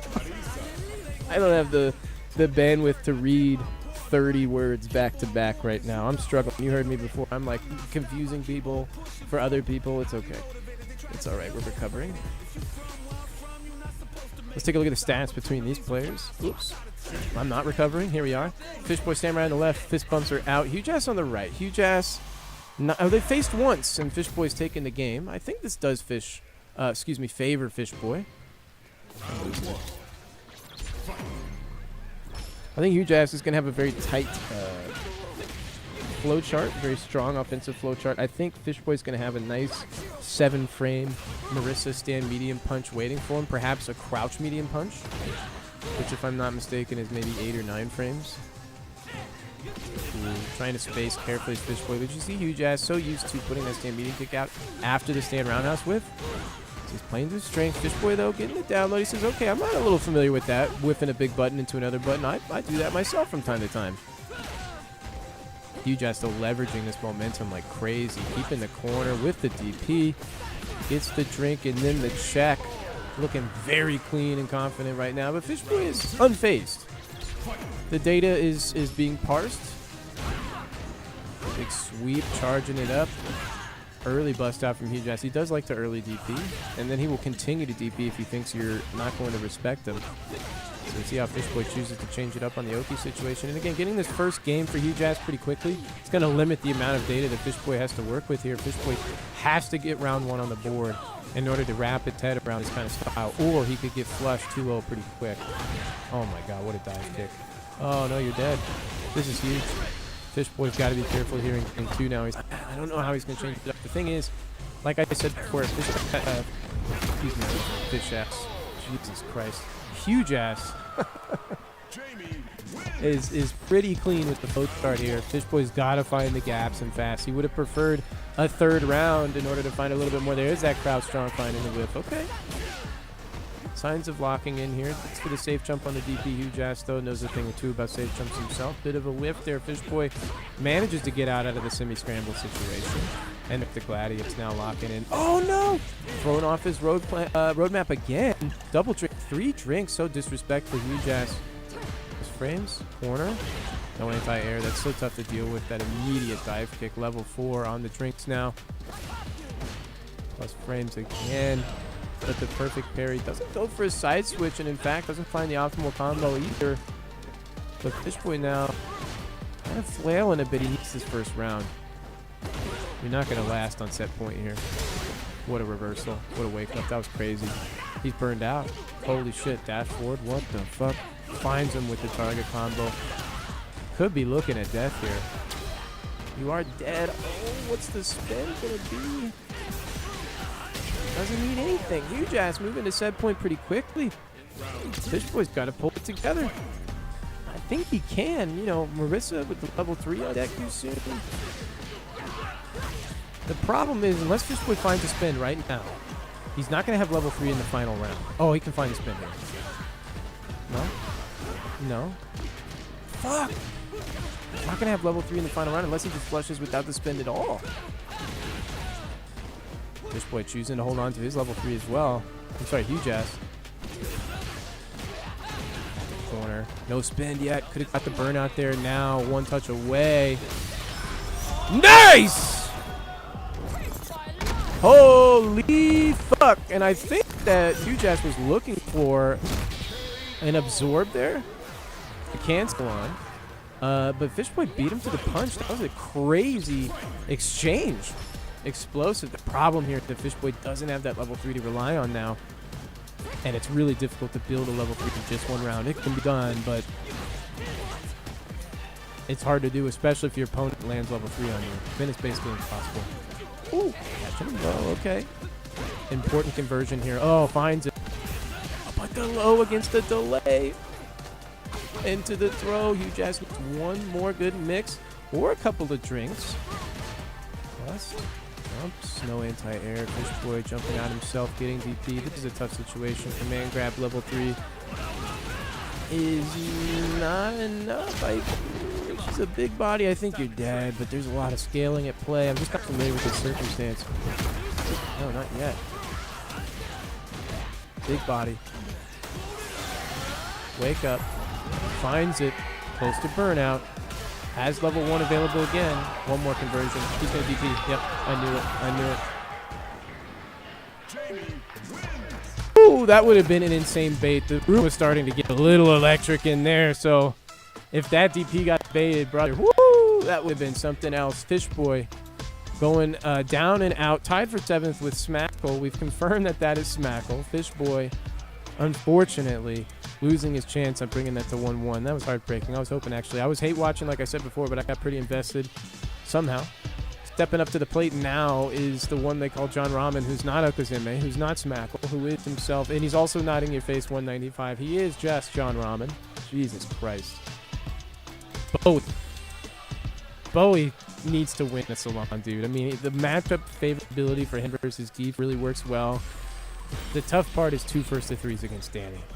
I don't know if he can go the distance yet, but he could certainly make it to 2nd place. And right now, who stands in his way? None other than the one, the only, John Ramen. Let's take a look at the stats. Of course, the swap. I took the 50-50 and I lost. John Ramen gonna be bringing the Terry. He's very clean with it. You see him posting on Twitter the tech constantly. He's got a lot of meaty overheads. Bowie, though, has been steadily improving different parts of his game. He's scouting other Doll Sims. We're getting into it. He actually told me before he noticed there was some high-level Doll Sims that were just doing an empty jump back. Like they weren't always doing a teleport or a float. Huge ass joining me again in the commentary room. Hello, welcome back. Fireball on screen for Bowie, trying to close the distance to get to the corner. John Ramen has to play out, gets caught though, unlucky. Nice walk forward though. He knows how important the space is to take. Yeah, I am curious about John Ramen's familiarity with the Dawson matchup. Like you were saying earlier, plays with Schmack a lot, but not a lot of online practice, and they don't come to the Salon all the time, so they're not going to have that Bowie reps in yet. Bowie's so valuable to have him here in the local scene so that we can fight against life. You're coming here every Friday. Nice conversion off the jab. John Ramen's shown familiarity with the matchup here. He knows he's a tech guy. Gets the cross up, tries to shimmy with the backdash. Bowie just blocking it out. Thank God. Both in burnout, which tends to favor Dawson in these situations, but a huge conversion, the 2-piece off of the round wave. Bowie at the corner, but almost out of burnout first. You have a lot of gauge to work with to apply. A moment of pressure. Wow! What a DP. John Ramen ready for the same side. Oh, just shaking his head going, fuck, man. That's kind of the floatiness of Dawson coming to bite him there. I think any other character landing smokes him, but you have that extra time with the floaty jump. And he could have tried to go for a side switch teleport, but he's trying to be a little bit cheeky with it. John Ramen called it out. But walking in is Bowie, trying to get the grab. John Ramen on point with his defense. I like seeing the patience there as he waits for the fireball to catch up, knowing that it's safer to just not take a risk until you have that backup. All right, a lot of pressure coming in, but no damage being done to the health bars, just the drive gauges up until now. What the fuck was that punish? That's a classic. Oh, whoa. Okay. Came out really short, faster than I thought, managed to escape the level 2 from Bowie. Overhead again, level 3 is dead. Dude, the mileage he's getting off of these non-drive rush, just meaty overheads is anybody fucking bananas. watching the bracket? Like, I'd be blocking high on this guy all day. I don't even think he's gone low yet. He just keeps getting bonked. He hasn't had to go to fucking second layer. It's insane to me. Dude, it's tricky. It's hard to see. It looks a lot like his Is heavy it punch. tricky? You know what it is? Here's the tricky part. It's not drive rush. That's the big Yeah, tricky that is part. the trickiest part of it. Otherwise, just fucking block the overhead. Also, You're just not ready. I'm going to go ahead and say it. It's because he hasn't been here much, but John Rahman severely underrated at the Salon with his Salon rating currently. Yeah, he's at 12 seed as well, and he is here looking to, at the very least, tie with you for 5th place if you also lose. True. Set off the way. Here we go. Big juggle confirmed. Overhead tries to hit. Bowie doesn't go for the block, just tries to drive reverse. Low on drive gauge to teleport. The punish counter off the teleport, though. Still low on gauge and now burned out. This is such a rough situation, especially with a character like Terry that can just come from full screen at you and get plus frames. He's a great character in Burnout as well. He's got some great reps with the wheel kick. Oh, can he kill it? Yeah, okay. With the level 2, he definitely can kill here. Doesn't even need it, probably. Oh, wow. Okay, what the no, fuck? it's still alive. Oh, and a perfect parry. Throws him in the corner. This is huge. No anti-air. Oh, tries to DI the round wave and can't take a hit. I wonder why. Maybe just wasn't paying attention to the health bar. Could have been committed already to getting that splat. Just was like, give me the fucking splat. Not today. John Rahman a little bit too nice with his movement here in the neutral to get caught out by something like that. This is match point. For Brother, is John that Rahman. plus? I don't think it's plus, right? The little side sway hop thing in the Oh, jig? it's I super don't know. plus. It's plus? Plus as hell in your face. Is that like a piece of buff? Okay, No. level That's 2. been the thing, but people don't do it because you have to drop a combo early to set up for it. Otherwise, the setup is Bowie fake. gets caught out multiple times. It's not working Ooh. for him. Bowie looking at getting fudged here by Mr. Rahman himself. A huge pickup there on the air juggle. Bowie just on life support. Drive reversal? Nope, I don't see it, but that's it. Wow. That was quick. That was a takedown for sure. A little clap and a fist bump. Jesus Christ. John Rahman was like, I cleaned that man up. It's what you did. I have to admit, I agree with you.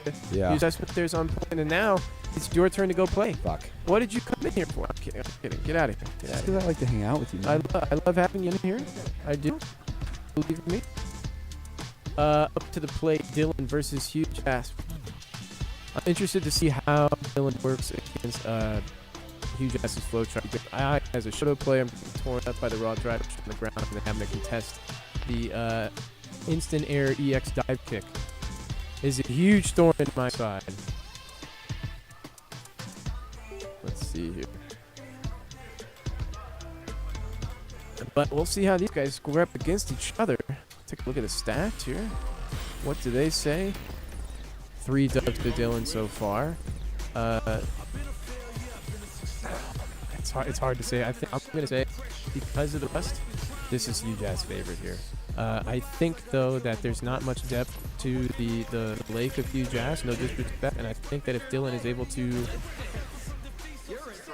show that the rust is not there, if he's able to hit the fundamental checks in order to impede the float card a little bit from Huge Ass, he's going to be able to create cracks in the game plan and then leverage those cracks to move on to loser semis against John Rahman. We'll find out. Let's get started. Dylan on the left, Ed on the right is Huge Ass. Starting out DP early, as he does so frequently. No DP there, though, so he's DP on wake up, but he's like, let's look at it as an anti-air. He's looking for something else here, perhaps. There's that EX dive kick that I want to see how Dylan does personally. How I deal with that, I just eat that chip breakfast and I lose. I don't really deal with it at all. Out of the corner, applying the pressure. Trying to bait the throw there. I was going to say DP would get back dash back to the corner we go. 4 rings. Grab the splat. And there's that dive kick I'm talking about. Great wake up option. You have to keep him meatied, and then Huge Ass very happy to DP, so he's going to hit you with the 50-50 on wake up there. Starts to come down to how you play the edge that coin, but getting to that position is very difficult because of the dive kick, because of the raw drive rush. Heavy punch.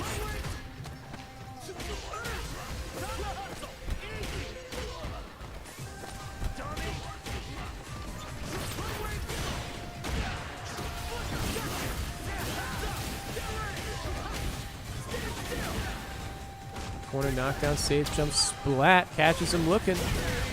And he blasts him into the final round here of this set. Dylan looking pretty clean with it. Toss into the screen.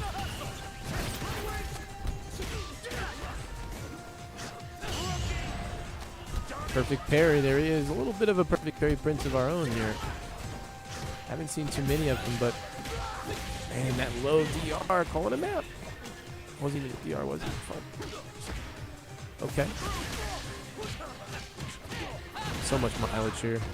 No spin. To the corner we go. Finds the grab. A little extra on top for the drink too. But Dylan challenges smartly. Knows that drink after grab is a minus level 3 here. Gonna close it out. What the fuck is the answer to the kick, bro? I just didn't get to see it that much. There it is.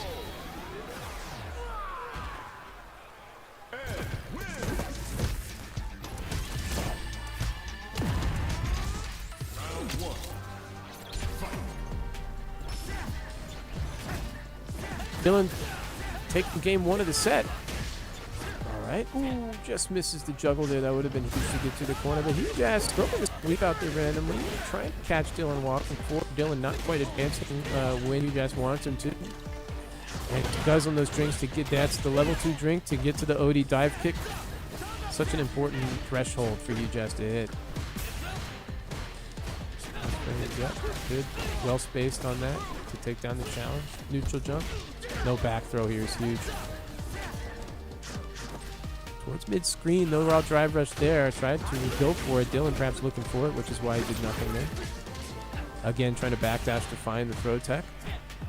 Huge ass low on drive gate. Tried to raw drive rush. No, he says, fuck. What did I do? No, now he's in foreign territory. Doing pretty well fighting out of a difficult position, though. Doesn't look too lost. Takes the throw wisely. Yeah, can take one more, actually, as long as he didn't take any chip. Uh-oh. And he's saying I didn't mean to DP. Maybe he was going for low forward, and he got the shortcut. It happens. Could have been a DP, though. Could have been saying to Dylan, you know, hey, if you raw drive rushed in, I would have got you with the priority on the hitbox. What a DP there, though. Oh, trying to go for 2. Dylan heads up on his little sneaky tactics there. And then baits out the DP. Okay, I'm taking notes. If they keep dying to everything else, they can't actually dive kick. And that's how that works. That's how you beat it. You just kill him. Okay. Thanks, Dylan, for the advice. Appreciate that. And Dylan making it look a little easy there. No disrespect to Mr. Jazz, but he's just going back, taking his seat right where he was moments ago. Seat's probably still fucking warm, bro. That was a quick one, but fuck, I'm really taking a shit on this guy. He's gonna come in and sit next to me and be like, yep. We'll see what happens. Next up to the plate, winners finals, the first of 3 of the day. Dylan moving on to loser semis there. This is gonna be the one they call, this is gonna be a juicy one. Dak Josh versus Danny. Dak Josh in the back, pointing his finger, saying, oh my god, Danny's going to lose Dakaryu. And then immediately Danny turning around saying, who won that match? Who won that match? Oh, man, that's good. That's pretty funny. All right, let's get some stats up on the screen so we can see what's going on here.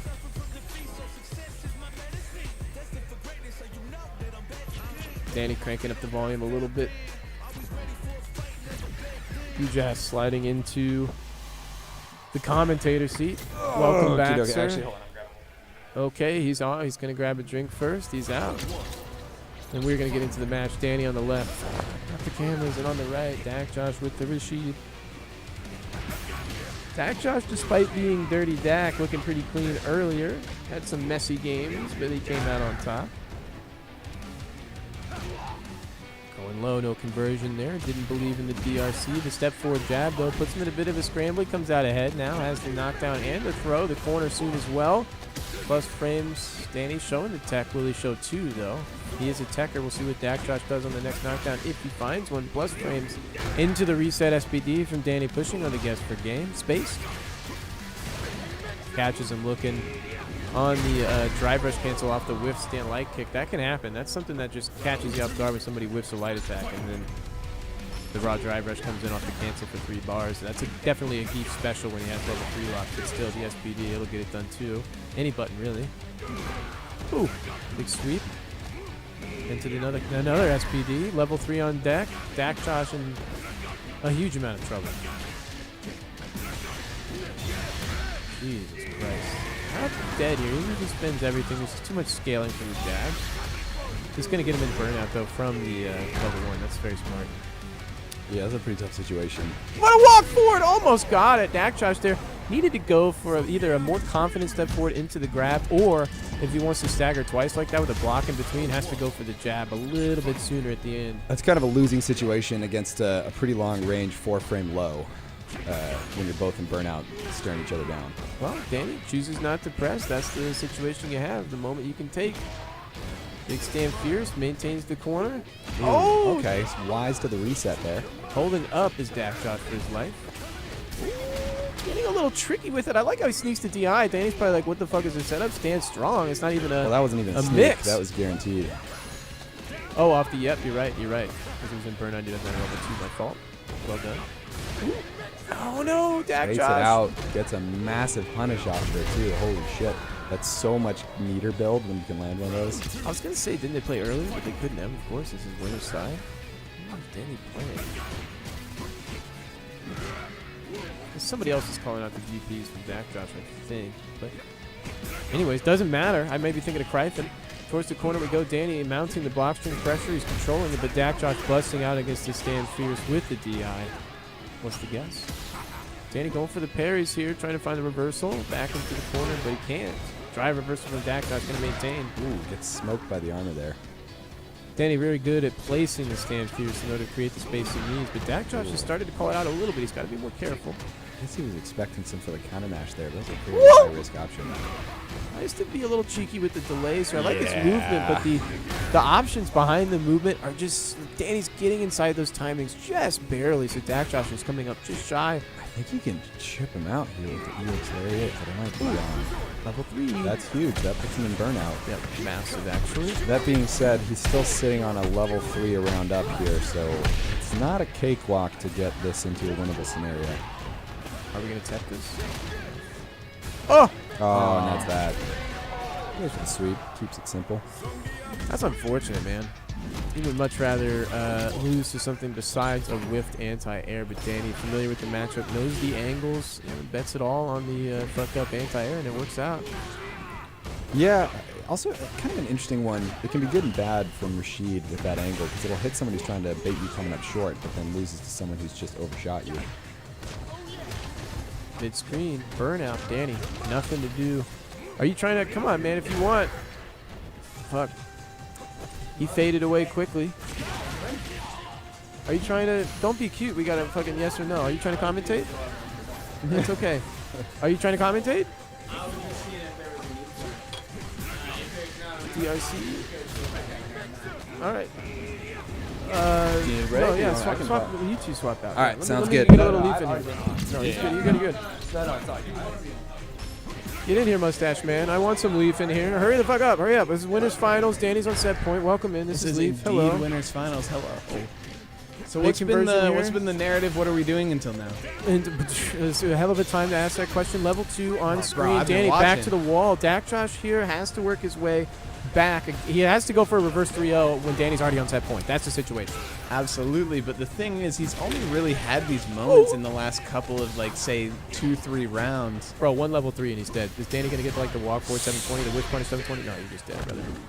Yo, the fist bump before the animation even begun. Yeah, it's you know it's gonna hit, you know it's gonna punish. You might as well. Oh, well, welcome in, Leaf. Glad to have. What do you got there? What is that? Oh, it looks like a LaCroix. No, Love I LaCroix. wish. I wish. I love LaCroix. Sorry, I thought it was a There's sparkling there's water, which nothing it wrong is. with LaCroix, but man. All right, Winners Finals is over with. Danny making it look convincing. Dak Josh kind of had a chance there.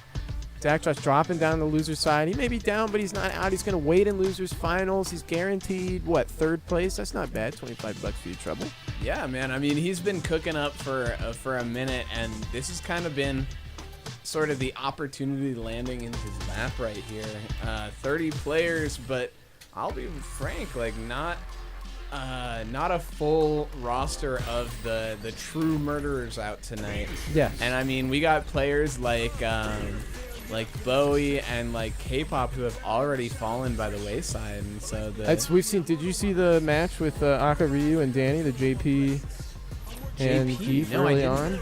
No, I Almost didn't, but sent Danny to loser's side at like winners round 2 or 3. It was insane. Oh, Yeah. no, I completely missed On that. set point, flubbed a little bit, and then the big bro aura just locked in. It was unfortunate for them. But they put on a good show. I don't even know how they petered out and loser side where, but we'll find out. Nobody's necessarily immune to that. You can be playing the best of your life, but if one, like, say, input error, Yep. I mean, happened to me tonight, if one input error happens, that can be you're defeating yourself at that point.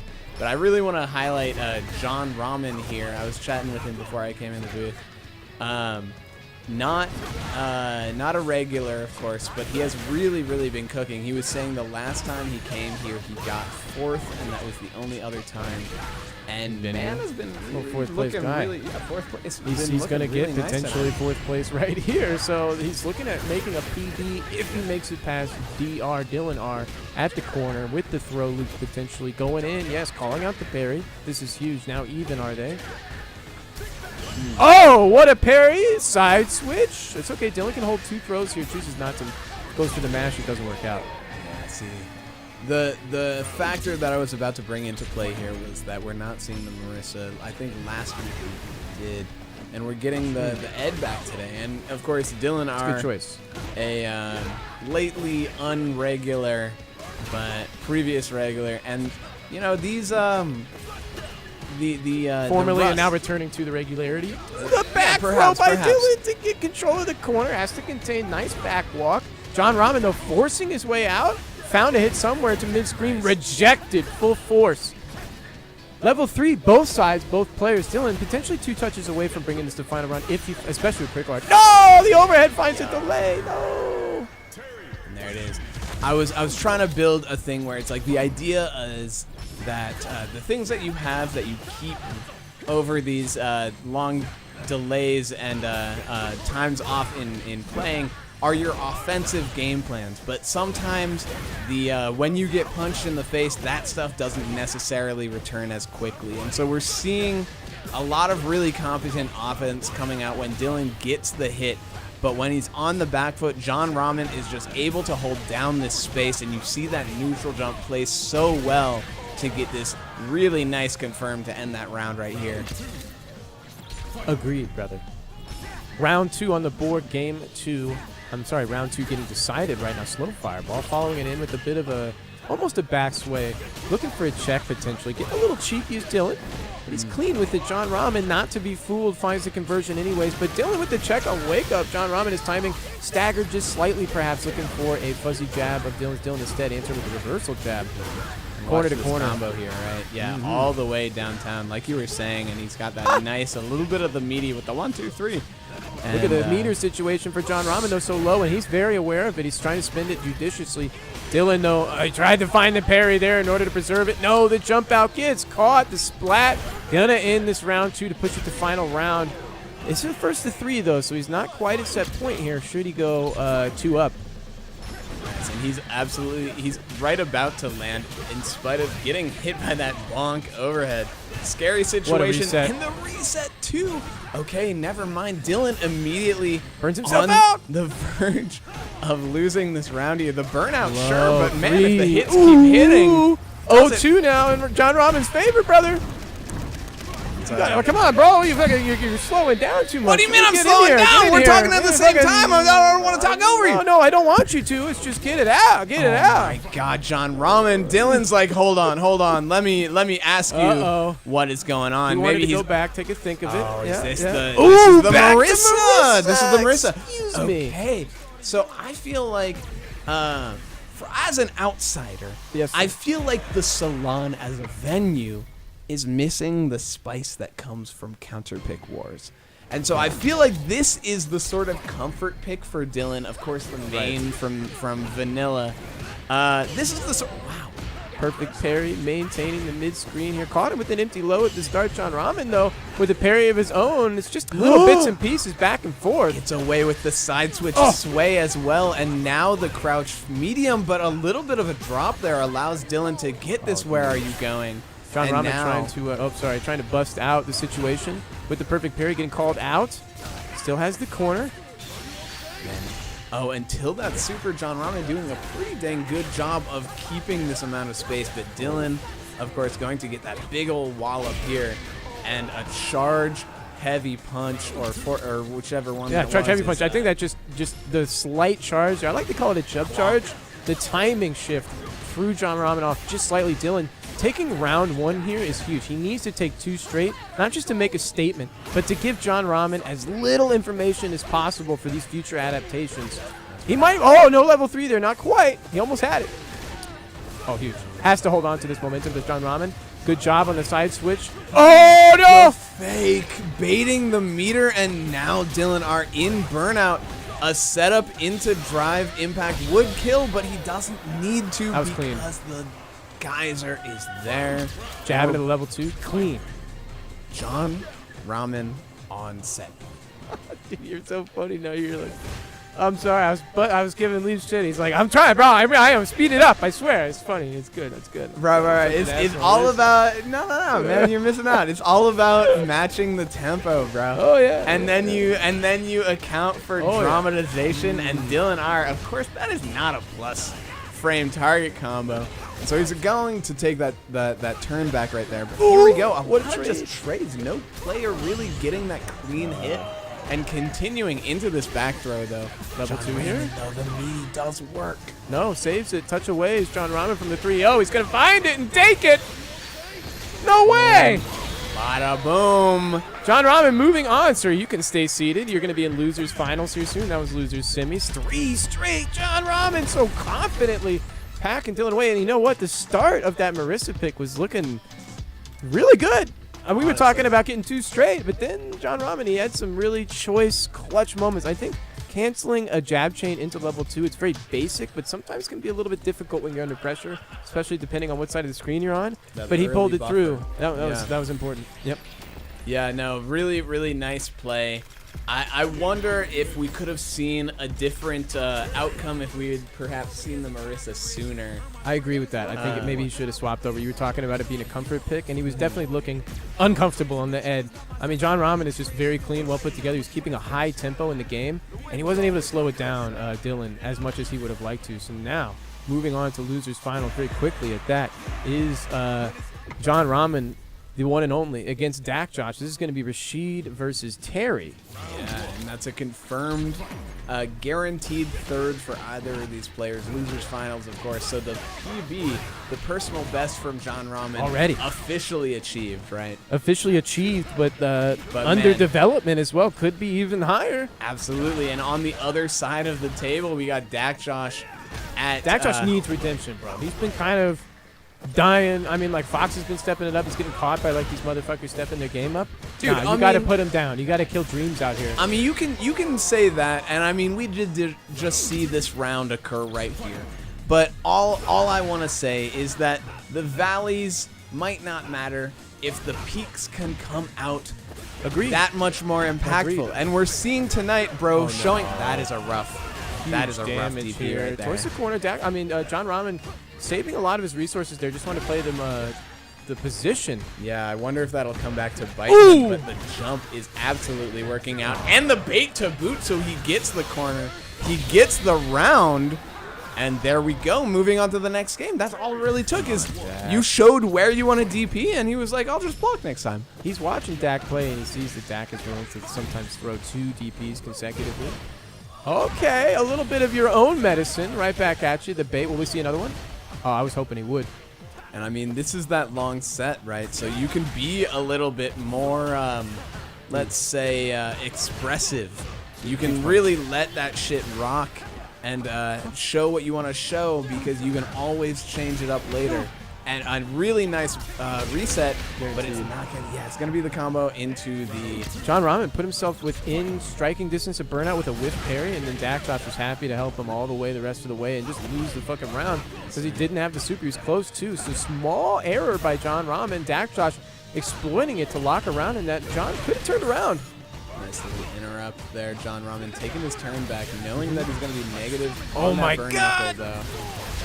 Level 2 is going to make this a little bit scary. The hits are all gone, but the damage is absolutely alive. Yeah, He's nice cashing out. backdash. Oh, this is huge. We were just talking about backdashes earlier. He could have been safe if he set up that meaty properly, but instead, John Ramen calls out the slightly Fudge setup. Oh, feel big like- bust out. Dude, he's not scared. Dak Josh, 1-1 now. I hope I'm not misreading it, but I feel like John Rahman is being pushed to the corner here and using so much mental energy to get out of that corner situation, only for it to be so ambiguous. Dak Josh every time has been able to take that momentum right back. This right here, this life lead, might be the best looking chance he's gotten so far to really secure a round. Oh! And a huge jump. Reset? And a reset Disrespectful, into the brother. throw. He didn't have to do that. I mean, have you to say do that. disrespectful. I think he just didn't believe in himself. He didn't, and that lack of confidence could be his undoing. He needs to lock it in here 2 rounds straight to make a statement, bring this to a powerful 3-1. If Dak Josh is able to pull up in this round in particular, he's looking at a potential 2-1. This is crazy. But it's looking like perhaps the most solid round John Rahman has had Whoa. so far. The Another delay. one! How many he's looking DPs? he's looking for these reversals. I mean, you saw him backdash on the backdash on the backdash. Level 2? No, you know yeah, it. of course it is. Of course Still it has is. gauge as well, John Rahman. You gotta hit something clutch here. I mean, a level He don't 3, have it. A CA wins. He don't have it. A CA wins. He don't have it. Oh, shit. Dak Josh pulling up 1 round apiece.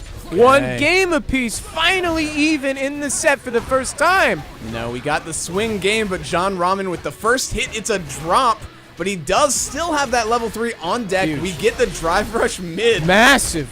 Oh my gosh, this is gonna hurt a lot. And the meter situation, we're still at the halfway point for both players, but the health. Oh my God, he he's holds it? waiting, bro. He's waiting. He's not worried, but he John Rahman might goes be. to burnout. He might need to be. Dak Josh close to level 2. If Dak plays this correctly, the resource war, he wins this. Oh, fuck. Before I can even finish saying it, John Rahman slipping in with the raw drive rush jab. Dak Josh almost was able to hold on and secure a lead, but John Rahman maintaining his lead over Dak Josh in this set. Now 1 game away. That low, man. Dak Josh been getting so many call-outs on that shimmy tonight. Been working out for him so well. But we see John Rahman pushing this offense despite the fact that he's only now recovered 1 drive bar. Dak Josh sitting on the health deficit, but he is doing such a good job of pushing to the corner. I like that move. Dak Josh sitting on the health fuck deficit. You're slick with it, bro. The throw at the corner goes low, but Dak Josh blocks, parries, finds a gap. He's out mid-screen. Side switch. Hello. That was meaty, too. Catches the EX with his own. He's been like 900 for 900 on I mean, those. that forward jump was absolutely See? an input error by John Rahman, but the presence of mind by Dak Josh to be able to punish it, and the splat to boot, that is the round, and we now have Dak Josh on set point. If he wins this next one, he is in grand finals. Brother, that's not true, but I respect where your heart is. He needs to win another one after that. That's okay. That's okay. I realize you're looking at that. That's why, it's okay. Side switches to get away from the corner, but John Rahman maintains the offensive momentum anyways. Tries to shimmy, called out by the call. low. That's the call Yeah. every time. He's getting it so much. I hope John Rahman, well, a little biased because this man's earned my What a respect bust 'cause- out. Oh my Sniffed that gosh. reset up from a mile away. Dak Josh He's doesn't not care. afraid, He's man. waking up with the low. John Rahman keeps thinking, you got to put that low away. Once in a while, bro, I got to get a shimmy in here. Eventually, no, sir. No shimmy zone here. Oh, shit. What's going on? There it is. Just man. walk him down. Looking clean and cool. Yeah, Not so man. dirty right now, brother. The level 2 is definitely going to close this out unless John Rahman reaches deep. I mean, he's got. Oh, he's reaching, brother. He's reaching so far. The chip is scary, but it doesn't kill. No way. And did. the chip does kill. I mean, I don't think he block or not. I'm pretty Yeah, he sure would've level died. He would've 3, died to that. Yes. especially Yes. CA, that's checkmate. And we might see it here if we Maybe he get could've the jumped? answer, right? Maybe he could I have think forward he, jumped I to think bait he it. must have, right? But I 'Cause, don't know how his level 3 goes. It doesn't matter here. What a It check on the wouldn't raw DR. Dak Josh so ready for that explosive off-the-line offense that John Rahman has. Catching him low on the reset. You're not ready. incredibly important. John Rahman has to stop Dak the Josh. bleeding, but the bleeding No! keeps coming. Here's the hit, What? the counter hit that he needs into the back throw. One whiff throw is all it took. The escape. It's not enough. He's chasing him down, maintaining Oh, pressure. he went for the Oh, reset on slip. the pressure, and it's working out. Even the situation Ah! where going, no, the DI, that's absolutely over. 2-2 now. Dak Josh pulling up, tying it once again. Can he get the first round of the final game? Has to get the first round of the final game. This is a Rashid-specific situation, brother.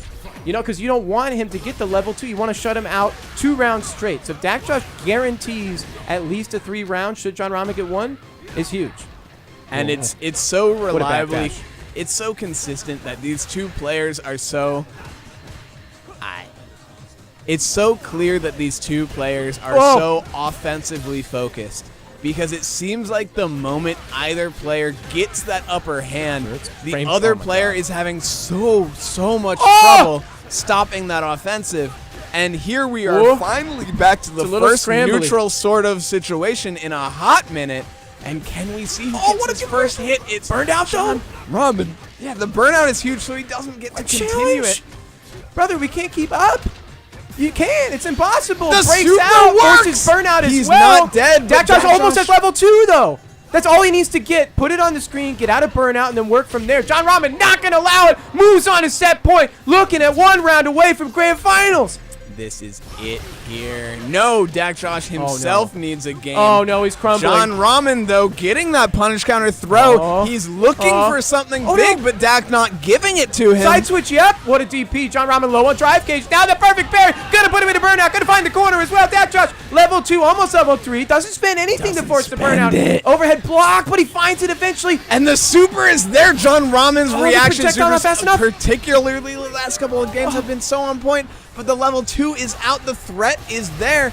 Relatively minimal damage for this outcome. Oh, never mind. That was a really Splat, Dak Josh, kill his ass, brother. Fuck him up. into level Die! 1. I'm pretty sure he dies. I'm pretty sure he dies. No! What is that? What is that? Dak Josh in burnout. The super kill. What was that? Dak Josh missed the level 1 and loses the set for it. Not the fucking clap fist bump 2. Not the clap fist bump, brother. That's one. Bro's gonna put that in his journal Oh. tonight, man. That's one that he's gonna be seeing in his dreams for weeks, bro. That is a painful drop. Oh, wait, but I gotta fucking do the interview. Here Okay, we go. all right. That was really something. So we threw everything the Salon had to offer at you, and you came out victorious. How was that match versus Dak Josh? Like, he threw his setups, he threw, you know, his Oki, his dirtiness, and you kind of shouldered that, like, no problem, brushed it off. Oh my gosh, you know, it's no problem. Rashid's such a tricky character because, like, you never know what's really safe to DP. That used to be my main, so I had a little bit of an edge in the knowledge department. So I picked up Terry as soon as he dropped. Just a big fan. Buster Wolf is probably the best super in the game, in my opinion. And you know what? Super Rashid Kick was second right next to that. So it was difficult. I was fighting for my life, absolutely not free. In fact, this whole tournament run has been stressing me out. So yeah, it's really cool to be in Grands. Thanks. So a little bit of dirtiness yourself there. Like, you're like a learned man. You came from you had to learn, from the best characters to be able to beat them. How many times have you been here? Oh my gosh, I think this is my 3rd or 4th time. Last time I was here, I dropped Shiraiya Hana and Dr. Danny Pham, who are amazing players, and I took 4th. So I definitely was not expecting to make it this far tonight. This is a treat. This is super fun. So yeah, you're going to be here fighting for, of course, the first place, going against Dr. Danny Pham. How do you like your chances going into this grand finals? He's not a real doctor, so my trust issues are at an all-time high. But he might surgically pick me apart anyway. But you know what? I'm going to play it slow. I'm going to check dry brushes and watch for that light kick. That's my plan. Okay, well, good luck with that. Oh, sorry, any last thoughts here? Yeah, I hope you didn't hear me. Nah, he's too focused. Okay, give it up for Dak Josh, 3rd place, and let's go to our grand finals. Dr. Danny Pham versus John Ramen, first to 3. Back to the desk, thank you. Okay, we're fucking back. I love that evaluation by John Ramen there, by the way. The enemy is the light kick. Of course. It's true. It's nothing but the truth. He's spitting facts. He said, I hope Danny doesn't hear me. Bro, Danny already knows. No, he definitely does. Everybody in this building knows that light kick is kind of a menace. And nobody knows that more than Danny himself. And it looks like he's taking that big breath as these two begin this set. This, I'm really hoping is about to be a little bit more cinematic than their winners finals, which if you could,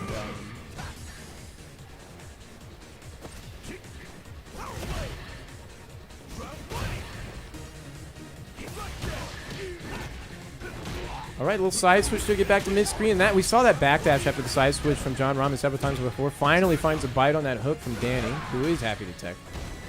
Man, I feel like that little drop with the drive rush into heavy punch we've seen before out of John Ramen. I wonder what's going on there. But a nice, the 2 hits breaking the armor on that heavy punch is going to force a burned out Danny Pham onto the Oh, his defensive back once goes again. huge. What a scoop! John Ramen leaning back in his chair, looking at Danny like, what the fuck, bro? That Oh, was a hell focus, of a brother, whip focus. Yes, What a sir. parry. Okay, can set it up again. John Ramen's in burnout, though. Yeah, that level 1 scaling. What? Yo, you get a double? That still doesn't kill. God, that's why he says it's so But good. he's in burnout. Okay. I've PL never popping seen off. level 1. Is this season 1 of DBFZ? You've never seen that? That happens. Yeah, that's a thing. I mean, just Terry. Tell me anyone else. Oh, yeah, nobody else, yeah. Nice check with his own stand light kick, and there's the whip punish.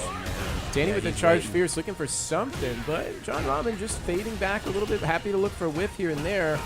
Got to be careful giving Danny too much space to walk you down, though. That's the point of contention here. And there's the whip punish. John Ramen trying to check the forward approach, that walk forward, and then Danny whip punishing it with the stand light kick that he's so aware of. Yeah, it's that game that Danny is so good at playing where it's like, am I going to advance by putting out a scary button, or am I going to advance by just walking at you?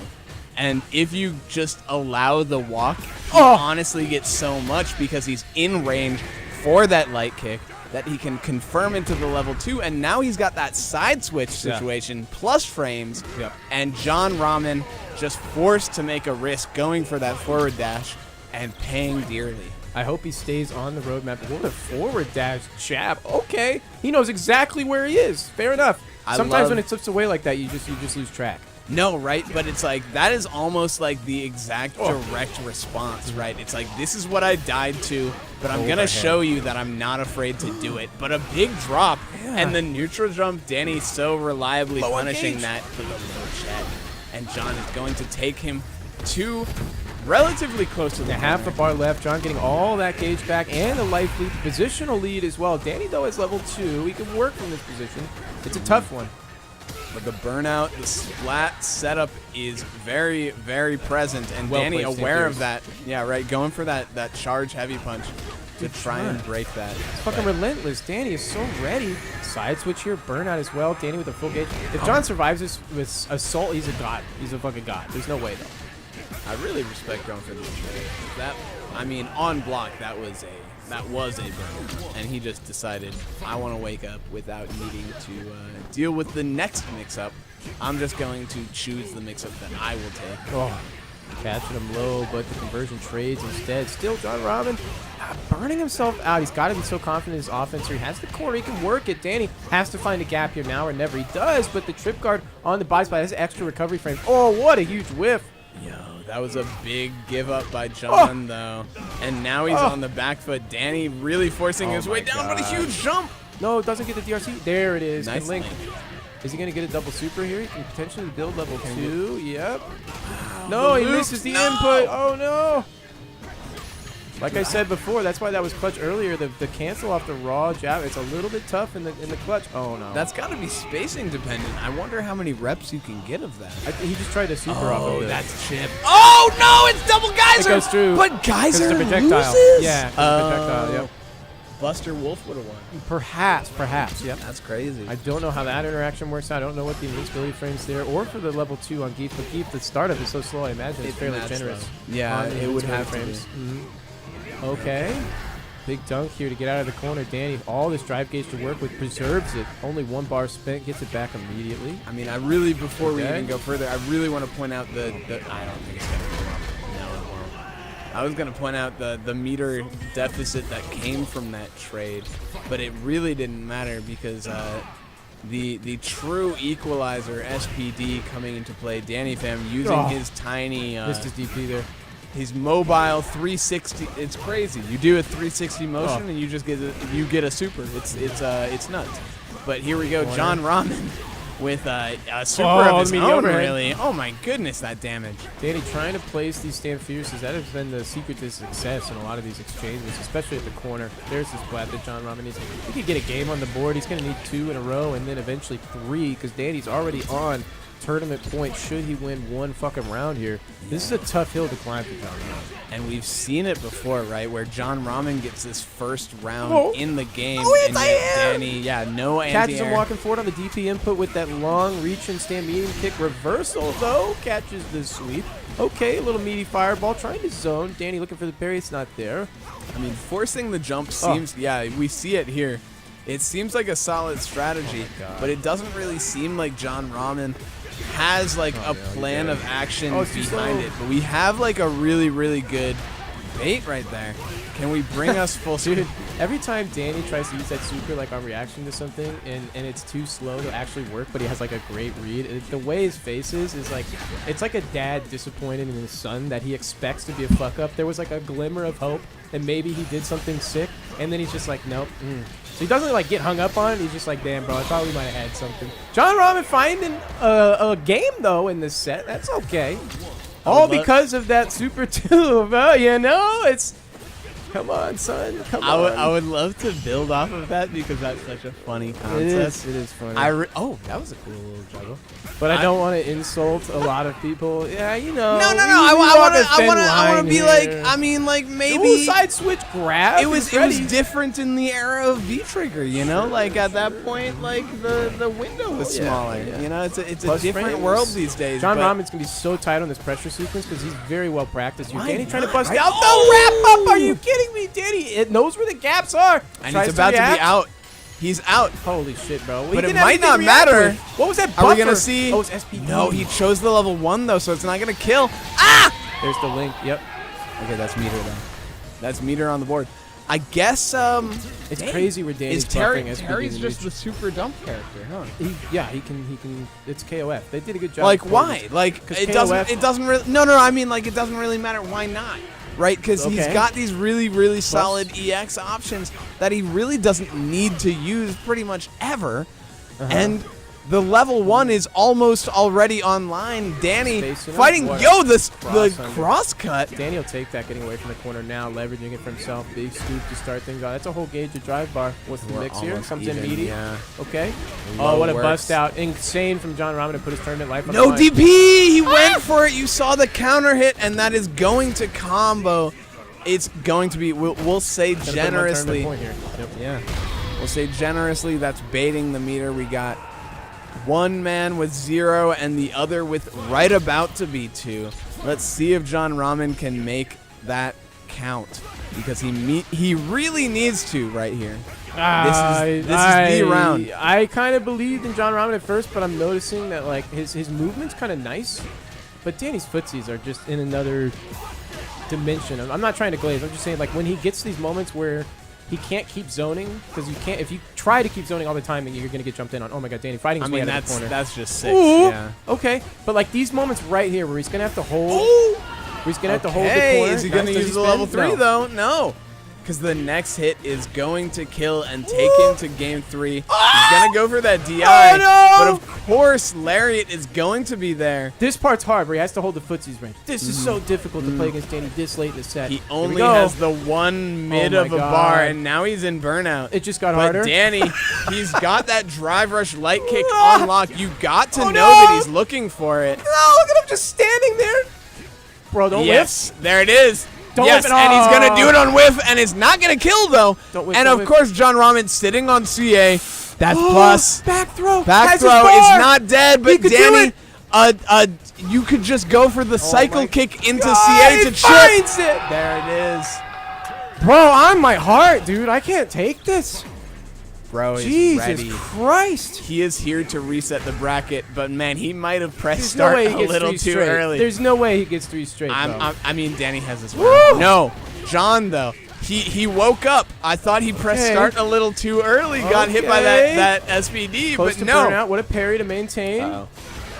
Okay, goes into burnout on his own terms. Gets back to mid-screen, but the space. Yep, John Ramen knows the matchup. Step forward a little bit, then the jab to intercept the delay.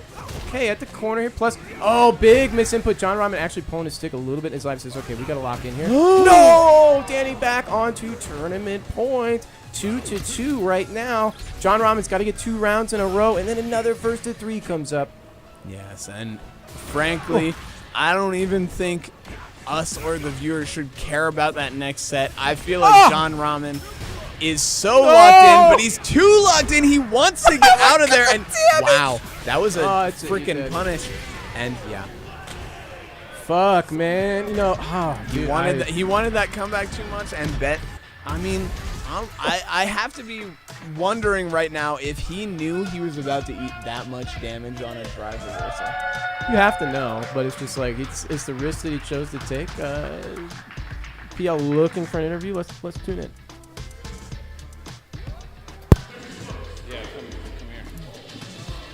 Dr. Danny Pham, I believe this is your 52nd weekly here, if our stats are right anyway. I mean, I might be off by one or so. I think John Rahman did really good, and it looked like he had a serious chance in this pre-reset match. What do you think about that? He played really good. I think he's going to probably be like a top 4 contender from now on if he keeps showing up, yeah. But also, like, I don't think anyone knows the Terry matchup. And plus, with the buffs, no one kind of knows what they're fucking doing. All the like little space traps he was doing is like pretty fucking dangerous. Yeah. And I mean, from what I could see, and I suck at the game, so it might be off base, but like his movement, he was moving in, throwing normals out there, like getting the spacing just right sometimes, and managing to get in and put a lot of pressure in ways that I wasn't really expecting. In terms of Chris CCH, who also plays Terry. Do you feel like it's a very different play style from what you could see, or is it just about the player's skill there? I honestly can't tell. I think I played Chris's Terry like once, like before the quarterly, and this is like the only other Terry I played since then, so I can't really tell. But yeah, Terry does have like the burn knuckle thing, kind of like Blanca's ball, where immediately the neutral's kind of like weird, and then you're kind of apprehensive on moving a little bit. So yeah, I was just trying to play a little more footsies and trying to stand in a range where burn knuckle was going to be negative, because like I'm pretty alien to the matchup, but I knew if I stood in like burn knuckle negative range, I wouldn't have to think about it. But then that opens up like raw drive rush and all that, which I was willing to take. All right, yeah, congratulations to John Rahman here on the second place. Of course, congratulations on your first place, taking your 52nd weekly title here at the Salon. So we're going to have, of course, the quarterly, in the spring there. Are we going to see you there? Oh, yeah. I mean, that's like, when is it? Like the end of spring or what? I don't know if we have the exact date. It's something, I think it's maybe the first week of May, I want to say, but I don't have the desk in my ear right now, and I don't know what the exact date is. I think they're going to talk about it once we're done here. So I don't have a straight answer for you right now, actually. Yeah, I mean, I live 10 minutes away, so I think I'll be there. Yeah. Okay. Well, thanks a lot for coming. That was great performance, and of course, great performance by John Rahman here. I hope that we'll see him more often here. I think he lives a little bit far away, right? So he's one of these players that not quite the immediate area, but maybe can make the bigger events. Yeah, he definitely shook up the bracket today. I think there's like a lot of upsets that happened. I think I was just talking to someone the other day, because obviously everyone's obsessed with beating me, which is like a really weird way to go about the game, because I mean I think it's like kind of dumb, honestly, because you got to consistently get to grand finals to fucking meet me, right? So I think being obsessed with beating me is like kind of pleb mentality. I think the actual way to go about it is like I was saying, Kaziski is probably the only person that should be focusing on that, and as I said that, he fucking he didn't play too well this week, right? But then I think out of all like the other players, I think Kaziski's like the person that consistently, well, except for this week, consistently makes it to grand finals every fucking week. I'm not sure how he's playing against everyone else. I think he just plays super basic, but he gets to grand finals every single time. Yeah, Kaziski was describing how getting to that grand finals was kind of a known quantity for him. Like he managed to do it, but then losing against you was just kind of a inevitability. He always lost despite making it all the way to that grand finals. It's funny because this time around, Dak Josh actually almost stopped John Rahman, but John Rahman managed to come out on top. But he was like, well, I got a matchup knowledge because I used to play Rashid. So maybe he got a little bit of a get out of jail free card, against a mix up there. Yeah, and I also think John's like a really like lab heavy person. Like all his like, he had like a bunch of like -3 space trap medium punch shit that I'd never seen before. I was getting hit with it, so I knew he would be like a little prepared for Dak's Rashid, because he just used to play the character and he just does a lot of homework. Yeah, he's been on Twitter posting a lot of tech. All right, well, on these thoughts, we're going to, close out the show for tonight. Thanks a lot for coming. That was a very good bracket. I mean, we had 30 people, so it was good to see everyone here. Thanks for coming as usual. And we're going to return back to the desk to hopefully talk about, the quarterly, the schedule, and all that. All right, cool. Thanks a lot, Danny. Yep. All right, back to the desk. Thanks, guys. All right, we're back here, and shout outs to John Rahman putting up hell of a fight. He hasn't been here too many times, quite a few times, but not consistently frequently. So it's nice to see somebody come in that's kind of a unknown variable and really shake things up. He's in second place. He only could have gotten first to shake it up more. But also shout outs to Akaryu. I think they made it to like 16th place or something like that. So it's crazy. No, I'm sorry, tied 13th. 2 and 2 along with Element, Parm, Lonely Leica batting above his belt. Let's see here. Fox, 9th place. I have to make a note of that. Oops, what the fuck did I just do, bro? What? I don't want to be here. It's okay. I'm coming back to where I want to be. Don't worry about that. This is a small wrinkle, a small hiccup. Anyways, well done to the top 8 here. We do want to talk about the quarterly May 31st. Yes. $4,000 total in the prize pool. First place, $1,500. Second place, $1,000. Third place, $500, and then on down from there. I think it's $50 increments, full top 8 payout. We also have some tiebreakers on 5th and 7th, so that we do have a true 6th and 7th place as well. I'm gonna interrupt you here, Red. You want John in here? Because I'm gonna introduce. You want to interview him? No, I'm not gonna interview him. Okay, I'm just gonna introduce. You want to come say. into the frame a little bit so I can tell the people who are who's about to take my spot. John Rahman here. You say Minnesota local? I went to a Minnesota local of November Midwest Mix Fest, and I got 17th there. He said he went to a Minnesota. Man is a worldly player, and he's been across the U.S. and he's been cooking. And we saw him tonight get second tonight, cutting in half his previous PB at the Salon, which was 4th. To really make impressive the top player here sweat. So here Red is about to give John Rahman the business. The business. I heard a little. They tried to shake hands with the same side hand, so that was awkward.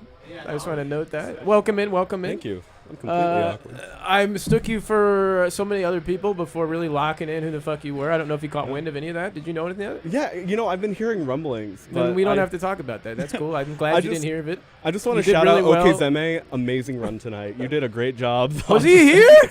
No. Okay, dude. What the fuck? Don't fuck with me. All right. Anyways, well done. Second place. Here's the thing. All right, what I want to focus on is the neutral with Danny. It felt like you were doing okay when you got to kind of run the flow chart. No disrespect, you know how it is. No, you gotta run your but flow when it chart. came to playing the footsies, you're very astute. I mean, it's obvious, but obviously the primary concern was the stand light kick that you highlighted.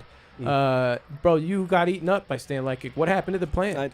He didn't whiff it into drive rush all that often. He did not. Oh, so you were looking specifically for the jump scare. I was looking for the jump scare. That's what you were. But what else about it are you worried about? That was it? Yeah, that was pretty much it. Well, are you kidding me? Yeah, he gets the true block string on block, and he's going to eat my drive. But if he whiffs and I can buffer a stand medium punch, I get counter hit, and that goes into my target combo. Were you trying to whiff punish the stand light kick or specifically the drive rush I was trying to cancel? catch the drive rush cancel. And he didn't do how many times did he do that? Like once? Not very often, no. Yeah, I think I saw him do that once tonight, and that's it. Yeah, no. I see him do it to other players, and then he's been doing it all night, I feel. And then I get up tonight. There. Oh, I see. Yeah. And I was waiting because I had this plan, and that was like, whoa. We're good. That was literally my only plan because on counter hit, power dunk doesn't work unless you're +2 or more. So it has to be spaced out. So if I caught his drive rush with stand medium punch, I would get the knockdown. And there's a certain height where you're +23 and you get very an attracted overhead. to the exchange that happens at that specific space and against that certain specific option. And do you think that the attractiveness, it was kind of like the siren call upon like the craggy shores? Because it felt to me the primary threat of stand light kick is mostly it as a whiff punish tool. And like you said, you can get like the on block and everything, and that's great if like you step too far forward or whatever, and he just gets the mix. But really, don't you think it's the whiff punish that really was the true danger? And I thought when you said I have to be worried about stand short, I thought that's kind of what you were implicating was the whiff punish potential. Because the footsies seemed like where the do or die moments were happening, and Danny was able to out footsie you, and that was the button that was putting in a lot of work. Yeah. It was it was a little bit of both. He was using it a little bit differently than I anticipated. Right. And sure. I missed a few moments, but like when he ended up like with punishing me and going in, holding that mix is really hard because it's either I hold that right or I die. Oh, the stand light kick on block? Yeah. That's like literally the on block string, the cancel there. It's not even the conversion he gets on hit. It's the fucking, because those are almost the same rank in terms of what you're concerned about most. To me, it's like the whiff punish, and then the block string or on hit resets. Like, this is crazy. Now I'm fucked. And then I guess right behind that for me would be the empty cancel into the. But you're like way better than me, so it's the hierarchy there. I could be out of whack, but that. Oh my gosh! I was a little surprised there that you were really looking for that empty cancel. How does it feel when you're playing the footsies there? Because you're trying to walk forward, threaten certain spacings. He was good at like fading back, forcing the whiffs when you were looking for the pokes and stuff like that. I mean, did it? Yeah. What were some game plans or tactics, some strategies, or what? Like you speak on the footsies exchange there against him. A lot of the time, I was trying to hit him where he wouldn't expect it, and I thought pokes would land, and they wouldn't, and I was looking for the counter hit tag, because I'm looking for power dunk. That gives me really good Oki. I dash up, I'm +5, and then Geef has to hold whatever. And I was getting a lot of throw, and I was trying to, like, keep him burnt out. So if I was poking, I was attacking his drive gauge. Right. So that's, like, the whole... That you was were like purely about the drive gauge. Yeah. It's such a drive gauge centered matchup too, because it's almost like Rashid. I feel like against Geef, it's like you have to win round 1 because you have to 2-0 this motherfucker. Because if they sit on their level 2 for Rashid, but level 3 for Geef, if he's able to just lock that level 3 in, the matchup instantly becomes so much harder. But without his level 2 in round 1, getting him to burn out and then forcing the checkmate situation in the corner, so man, I was just. It just made me think, bro, I got to get better at footsies, brother, because that's like the contender there. I'm surprised that, like Danny said, I'm surprised that Kaczynski didn't make it as far as he did. No disrespect, because he's pretty good on his timing and spacings as well. No, did you he's two play? Incredible. We play Salon casuals because sometimes I'll hop in I'll hop in the lobby and I'll play Kaczynski, and he's always fun to play. No, we missed each other in bracket or something. I had a what I feel was a hard run. I had a lot of talented players in my path. Let's take a look at your and run I eked out. Yeah. Oh, sorry, I was monkeying with the mouse. Like coming here. Can you zero the zoom here for me? Sorry, brother. Coming here, I did not expect to do as well as I did. I just didn't want to go 0-2. That was my whole plan tonight. Didn't want to. You're so humble. You're so humble. Straight up, I'm not bullshitting anyone. Like I saw Element in my path, and that scared me. Bro, against Element, let's talk. I'm sorry to interrupt you. Oh no, Lonely Leica. Sorry that you were the first round, brother. That must have been. How was Leica? Talk to me about Leica. Actually, dude, I need to. Leica bodied my Ed like 2 weeks ago in ranked. Really, your Ed though. Yeah, my Ed. How do you feel your Ed stacks up against your Terry? My Terry's much better, but not to take it away from him. He was playing really solid. I understand, yeah, he had all the right answers when we were I'm playing. looking out for him when it comes to the seeding, but still, I haven't yet had to like put him. There's a certain like walls, and I think Fox and Nuggy represent like a fucking barrier that people fall on one side or the other. And Fox right now is performing. Let's not get in the weeds about other motherfuckers. Let's talk about your performance. Yeah. So Leica did admirably a couple weeks ago with the Ed, but tonight he faced up against the Terry. Presumably, what did you do? Flatten him out? Oh yeah, I don't Terry. No, it was really close. First 2-1 or 2-0? 2-1. 2-1. Yeah, okay, nice done, Leica. He walked me like a dog for the first game. Second one was much closer. Yeah, we were both in burnout, and he got me in the corner. And he neutral jumped me, and he was going for the shimmy. I almost just like pressed a button, but I didn't. Right. I caught him last second, low to the ground, light DP. And then you were like, I got the fucking download, you're dead now? Dude, I'm like fucking the way that I'm leaning into this thing. It wasn't quite that easy. His habits are very interesting. He pokes with stand medium a lot, and I wasn't even thinking about my punishes correctly. He was just playing super solid. Like Yeah, good patience. It's I had to have solid translates too. Yeah, I had to have more patience than him. Right, and that took a lot. Right. Oh, and lane switch has been bailing me out a lot tonight. What's with the lane switch shit? So I actually believe in it. So clearly, perfect parry or drive rush, crouching light kick. I'll go into that target combo because it forces a mix at my leisure. And a lot of people will either try to parry or they'll try to press after it. And since it's underutilized right now, people aren't knowing it's +3 on block. Right. So I'll do that, or if I get a counter hit, I get. You're just keeping things tight, and they're like, "What the fuck is this? Why can't I mash on it?" Exactly. They can't mash on it because it's a really well scaling starter. And if I get a punish counter, oh my god, it does so much damage. So it's well worth it. Leica was walking you, but then you walked him. I see you. Element next. Element was one I considered that I had you at 12th seed. You know, I'm trying to clock it. Clearly, I didn't even know who the fuck you were. So I was thinking about okay, Okazumi or In Your Face 195 or the other guy that I mistook you for that I don't even remember anymore. All are about this good or this good. I guess they were a little bit more middling. No disrespect to those guys. So I may have misseeded you based on that misperception. You're welcome.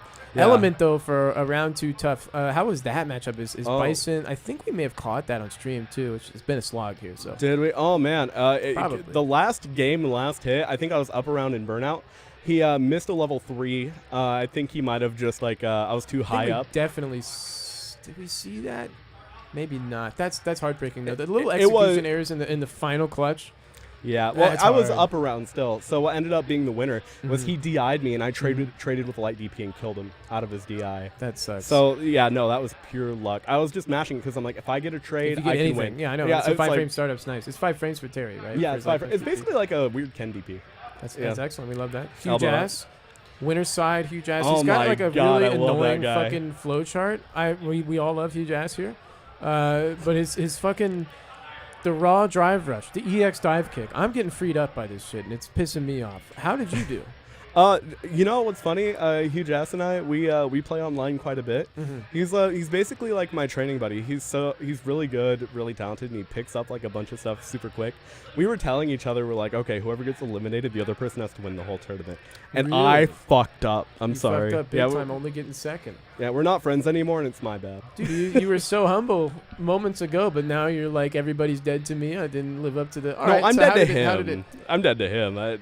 It's Was it 2-0 one-sided. or 1-2? Do you recall? 2-1. 2-1. Yeah, he was playing really solid, and then I noticed some of the online habits that he has, and I had to adjust. Brother, you know the flow chart is strong. I'm not gonna, Yeah. say anything else. Followed that by Danny. I mean, was this a blowout? The first? No. This came very close, didn't it? Danny kept having these really close fucking matches.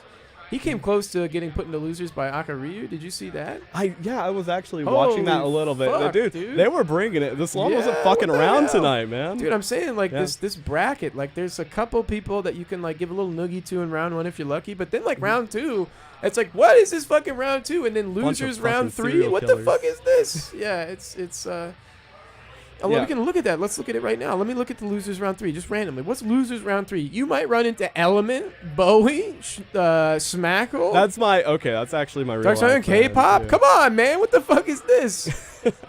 Even in round 2, Mason kind of dangerous there. Leica Dude, performing. can I little give bit a shout out to Mason? He Please, he Mason. got put in losers round 2, and he made it so far and was playing so good. I played his Honda the other night, and Yes. dude, yeah. No, Honda's Seattle's very good. nothing to sneeze at. This is Don't sneeze at us, bitch. No, absolutely. But if you not. do, Wear a we're very mask. well vaccinated, so it will do nothing but roll off of our Teflon bodies. Yeah, true. We'll be a little pissed, but we'll move on with That's the day. it. A little pissed, but move on. I guess that describes the fuck to a T. So when the fuck did you drop down to losers out of winners final? So you Dude, were all Danny the way the fuck Fab, up he here. Yep, he just planted me in the ground and grew a dumbass tree, and I am blooming, dude. Yeah, you are. Okay, easy. We know he's good. Yeah. So then you came down here to losers semis. Dylan, was this a close match or no? 3-1, Dylan, 3-1. I think it was actually a 3-0, but the last match was super close. It was. I think I vaguely recall, and I felt like he was catching on. He was finding his Yeah. footing very well, and kind of the player meta he had going on. But unfortunately, he just let too many slip through early on. He didn't have that little bit of spacing he needed to kind of leg up and then start to try and make the rally. So that was kind of surprising. I mean, getting the loser semis for Dylan to just come back and casually grab fourth is fucked up. So Yeah, no. I'm gonna glaze everybody, dude. They're all fucking it's okay. good. It's okay. We can be. What is that? It's not Dunkin' Donuts. Who does the fucking Krispy Kreme, dude? Krispy Kreme? Oh, yeah. My soul and firstborn for a Krispy Kreme, brother, for sure. miss The 'em. devil could make an easy deal here. Anyways, Dak Josh almost was able to bring it. It was 2-2, right? Yeah, it was 2-2, and I don't think I dropped a round on the 5th game. Correct. So he was Yeah. almost able to bring it to the final round, but he fucked up in a little way, and then it was like, dude, there were some scrambles you had in that set that I just vaguely remember being emotionally impactful. So that's all Oh, I have wow. is like a very mild form of PTSD. I can only imagine how you feel. I'm going to close my eyes and see Dak Josh just whirlwinding me in the corner. Okay. Well, Help. there's worse things you could close your eyes and see, I guess. You could Dak Josh is. Oh yeah, I did. Y'all play asking Rashid. about the matchup experience because you mentioned it. And I mained Rashid for a while.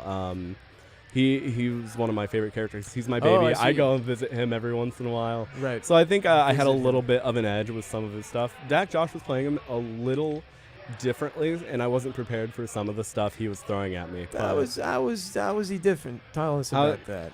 He goes for different setups than me. I didn't get hit with the light mixer, light mixer, forward medium punch. You know, that safe jump setup. where he Josh did floats. well tonight, brother. He did fucking. He Oh. got to fucking winners finals. Yeah, he was killing it. Beat Dylan Fox. I can't believe made it all. How did Fox dude? Dude, Beat I- Kasiski. We saw this game. This was crazy. 0-2. Yeah, dude. What the fuck? What the fuck? I think Fox might be leveling up because I've You played think? him. You Yeah, think so? I think I'm so. I scared. played He's him in like my casuals last wall right time. now in the seating, and he's moving fast. I gotta bump him up a few. The wall's being broken now. So Mhm. how often are you're coming from far away? You're not gonna be able to make this shit frequently like this. No, right? I wish. How If- far away are you? I'm in Puyallup. Well, how far away are you? About 45 minutes without traffic. So I-5 gets really bad. Do you hit the traffic though? A lot of the time, yeah. So it's an hour. Yeah, if not more. But I drove 2 hours today because my buddy Snackle, I went to go pick him up because a deer dive kicked his car and broke the windshield. and he Have you seen needed Tommy Boy?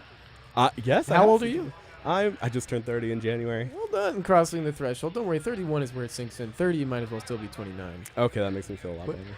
better. My jacket? My jacket size, I'm a large or extra large. A large or an extra large? Okay, nice. I think just a large would work. Mm-hmm. Either way, you have seen Tommy Boy. You know the scene where the deer gets the land. He sits up there when he screams. That's such a good. Chris Farley, dude, is such a. The kids are starting to not know anymore. You know what I mean? That's We're getting to that heartbreaking. age. You don't know yet, but you're close. I'm not trying Yeah. to be a bitch to you. No, you're not I'm being a just bitch to saying, me. You're right. right Yeah, on the that's a cusp fact. of being like, fuck, dog. Well, what? look at You are, old you're Adam there. Sandler singing about Chris Farley still. Like, Oh, I that- remember that- seeing a bit I'm of that. feeling- That was tough. I was like, I can't watch all this. It's too much. It's too like. I didn't know Chris Farley like that. I was like, I gotta leave the room right now because like I love Chris Farley, but I was like, this feels too that's- personal for me. It was really to the heart, and I was like, I can't sit through like 3 minutes. I What was gotcha. it like? It was like 5. It was like 11 minutes. It wasn't long.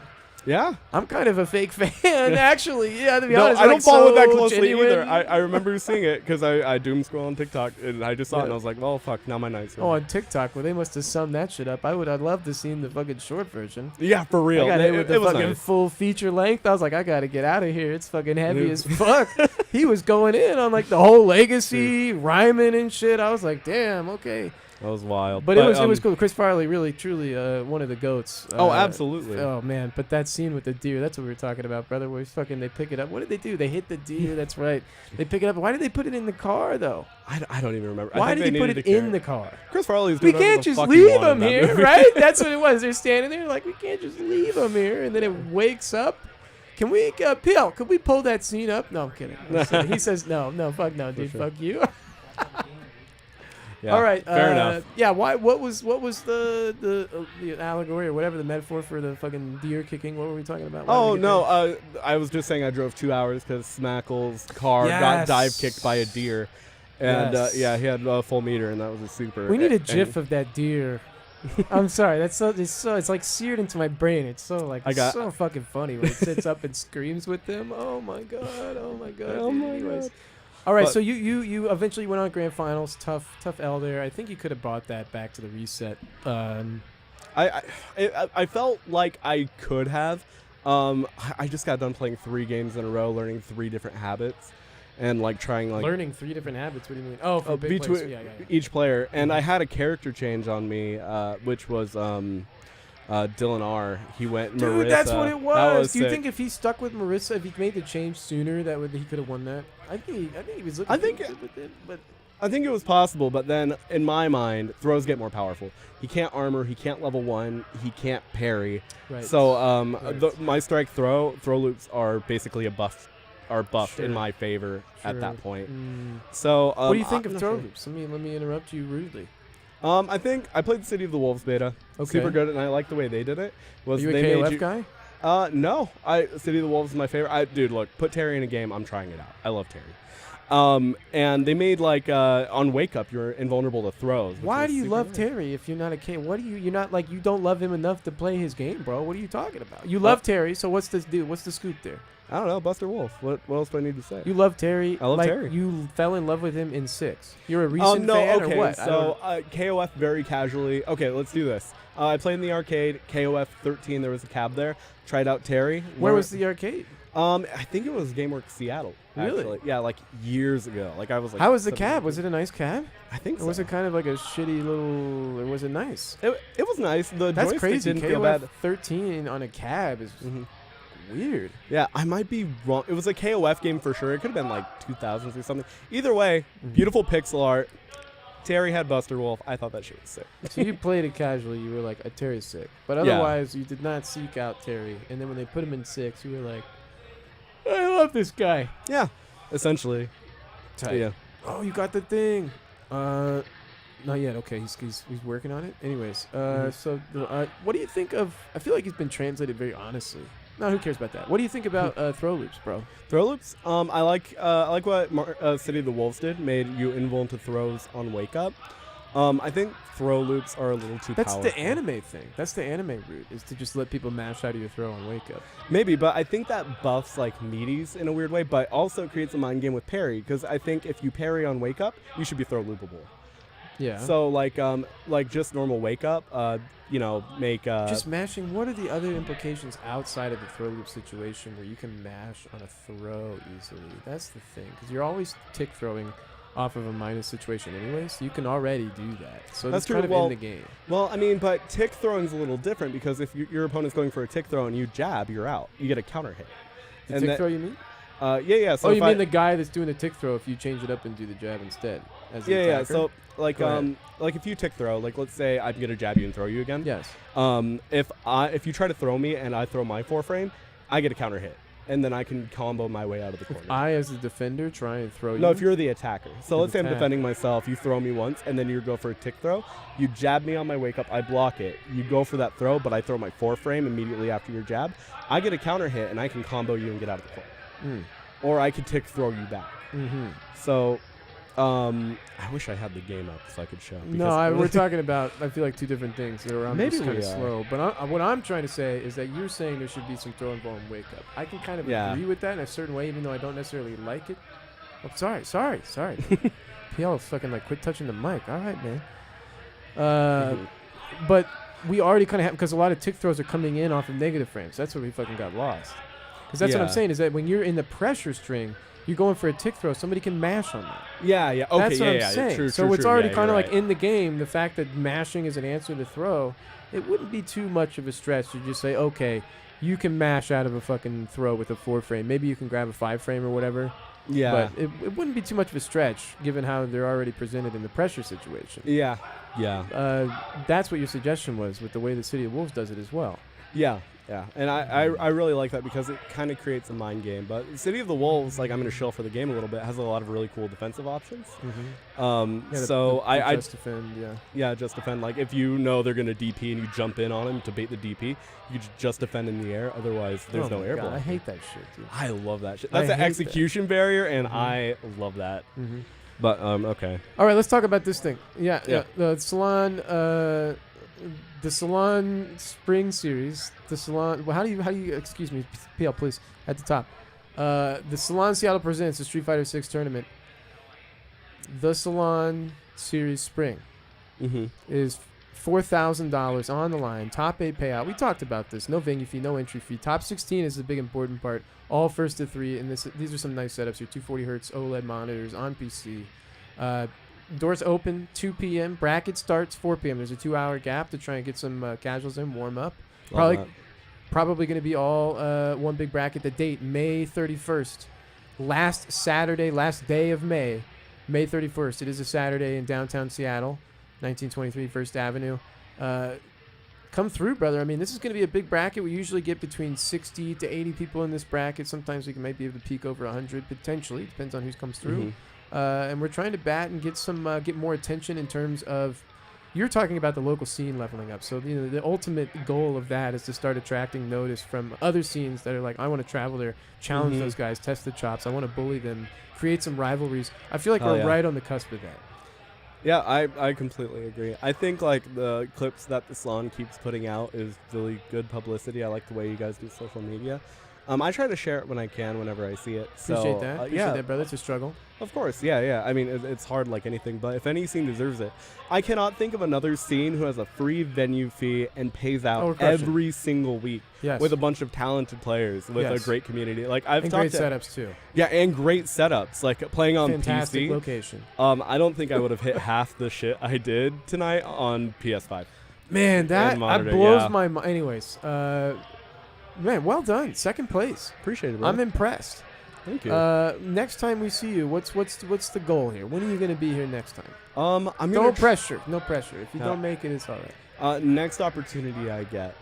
Life at home is a little crazy, so I got some priorities. But if I can make it out on Friday, I'm more than happy to. I have a blast every time I come here. Even when I busted out like 1 and 2 the first time I came here, it made me really? it opened. Yeah, 1 and 2, bro. You got to like fucking. We have it in the records. Your personal best is 4th place. I guess the first time you came. The first time I came here, yeah. I think I didn't leave much of a mark, but I think coming here today like freely like sparked my fire. Oh, can I shout out somebody? Bro, go ahead. Okay, dude. There's a California player I play with a lot, and he's super good. Like he whoops my ass. Incredible JP and incredible Mai. FG Marathon. FG Marathon. FG what Marathon. Rank? What's the rating? Rating, I think last season he was like upwards 1800. He's just a super talented player, and he's the one who made me like really think about like my cross cuts and stuff. And I think leveling up, I feel like I played a lot better today than I did last time. And I feel like training with him has been such a super big boon to me. So FG Marathon, you fucking rock. I'm sending you the clip later. All right, shout outs to Marathon Guy. And then get him out here. Get him out here wherever he is. Bring him out, please. Right. And then final question is what's your if you could communicate to somebody that's trying to leg up into like potentially being a top 8 threat in a bracket like this, what's the point of focus? Because a lot of the time I find it's a simple answer that's overlooked. What would be your advice to somebody trying to get better so that they can perform better in the local scene? Stop parrying jump-ins. Go for DPs. Even if you get hit, at least you went for it and you're not eating 20% on a throw. That's a trap a lot of people fall into, including myself. Oh, and watch your opponent.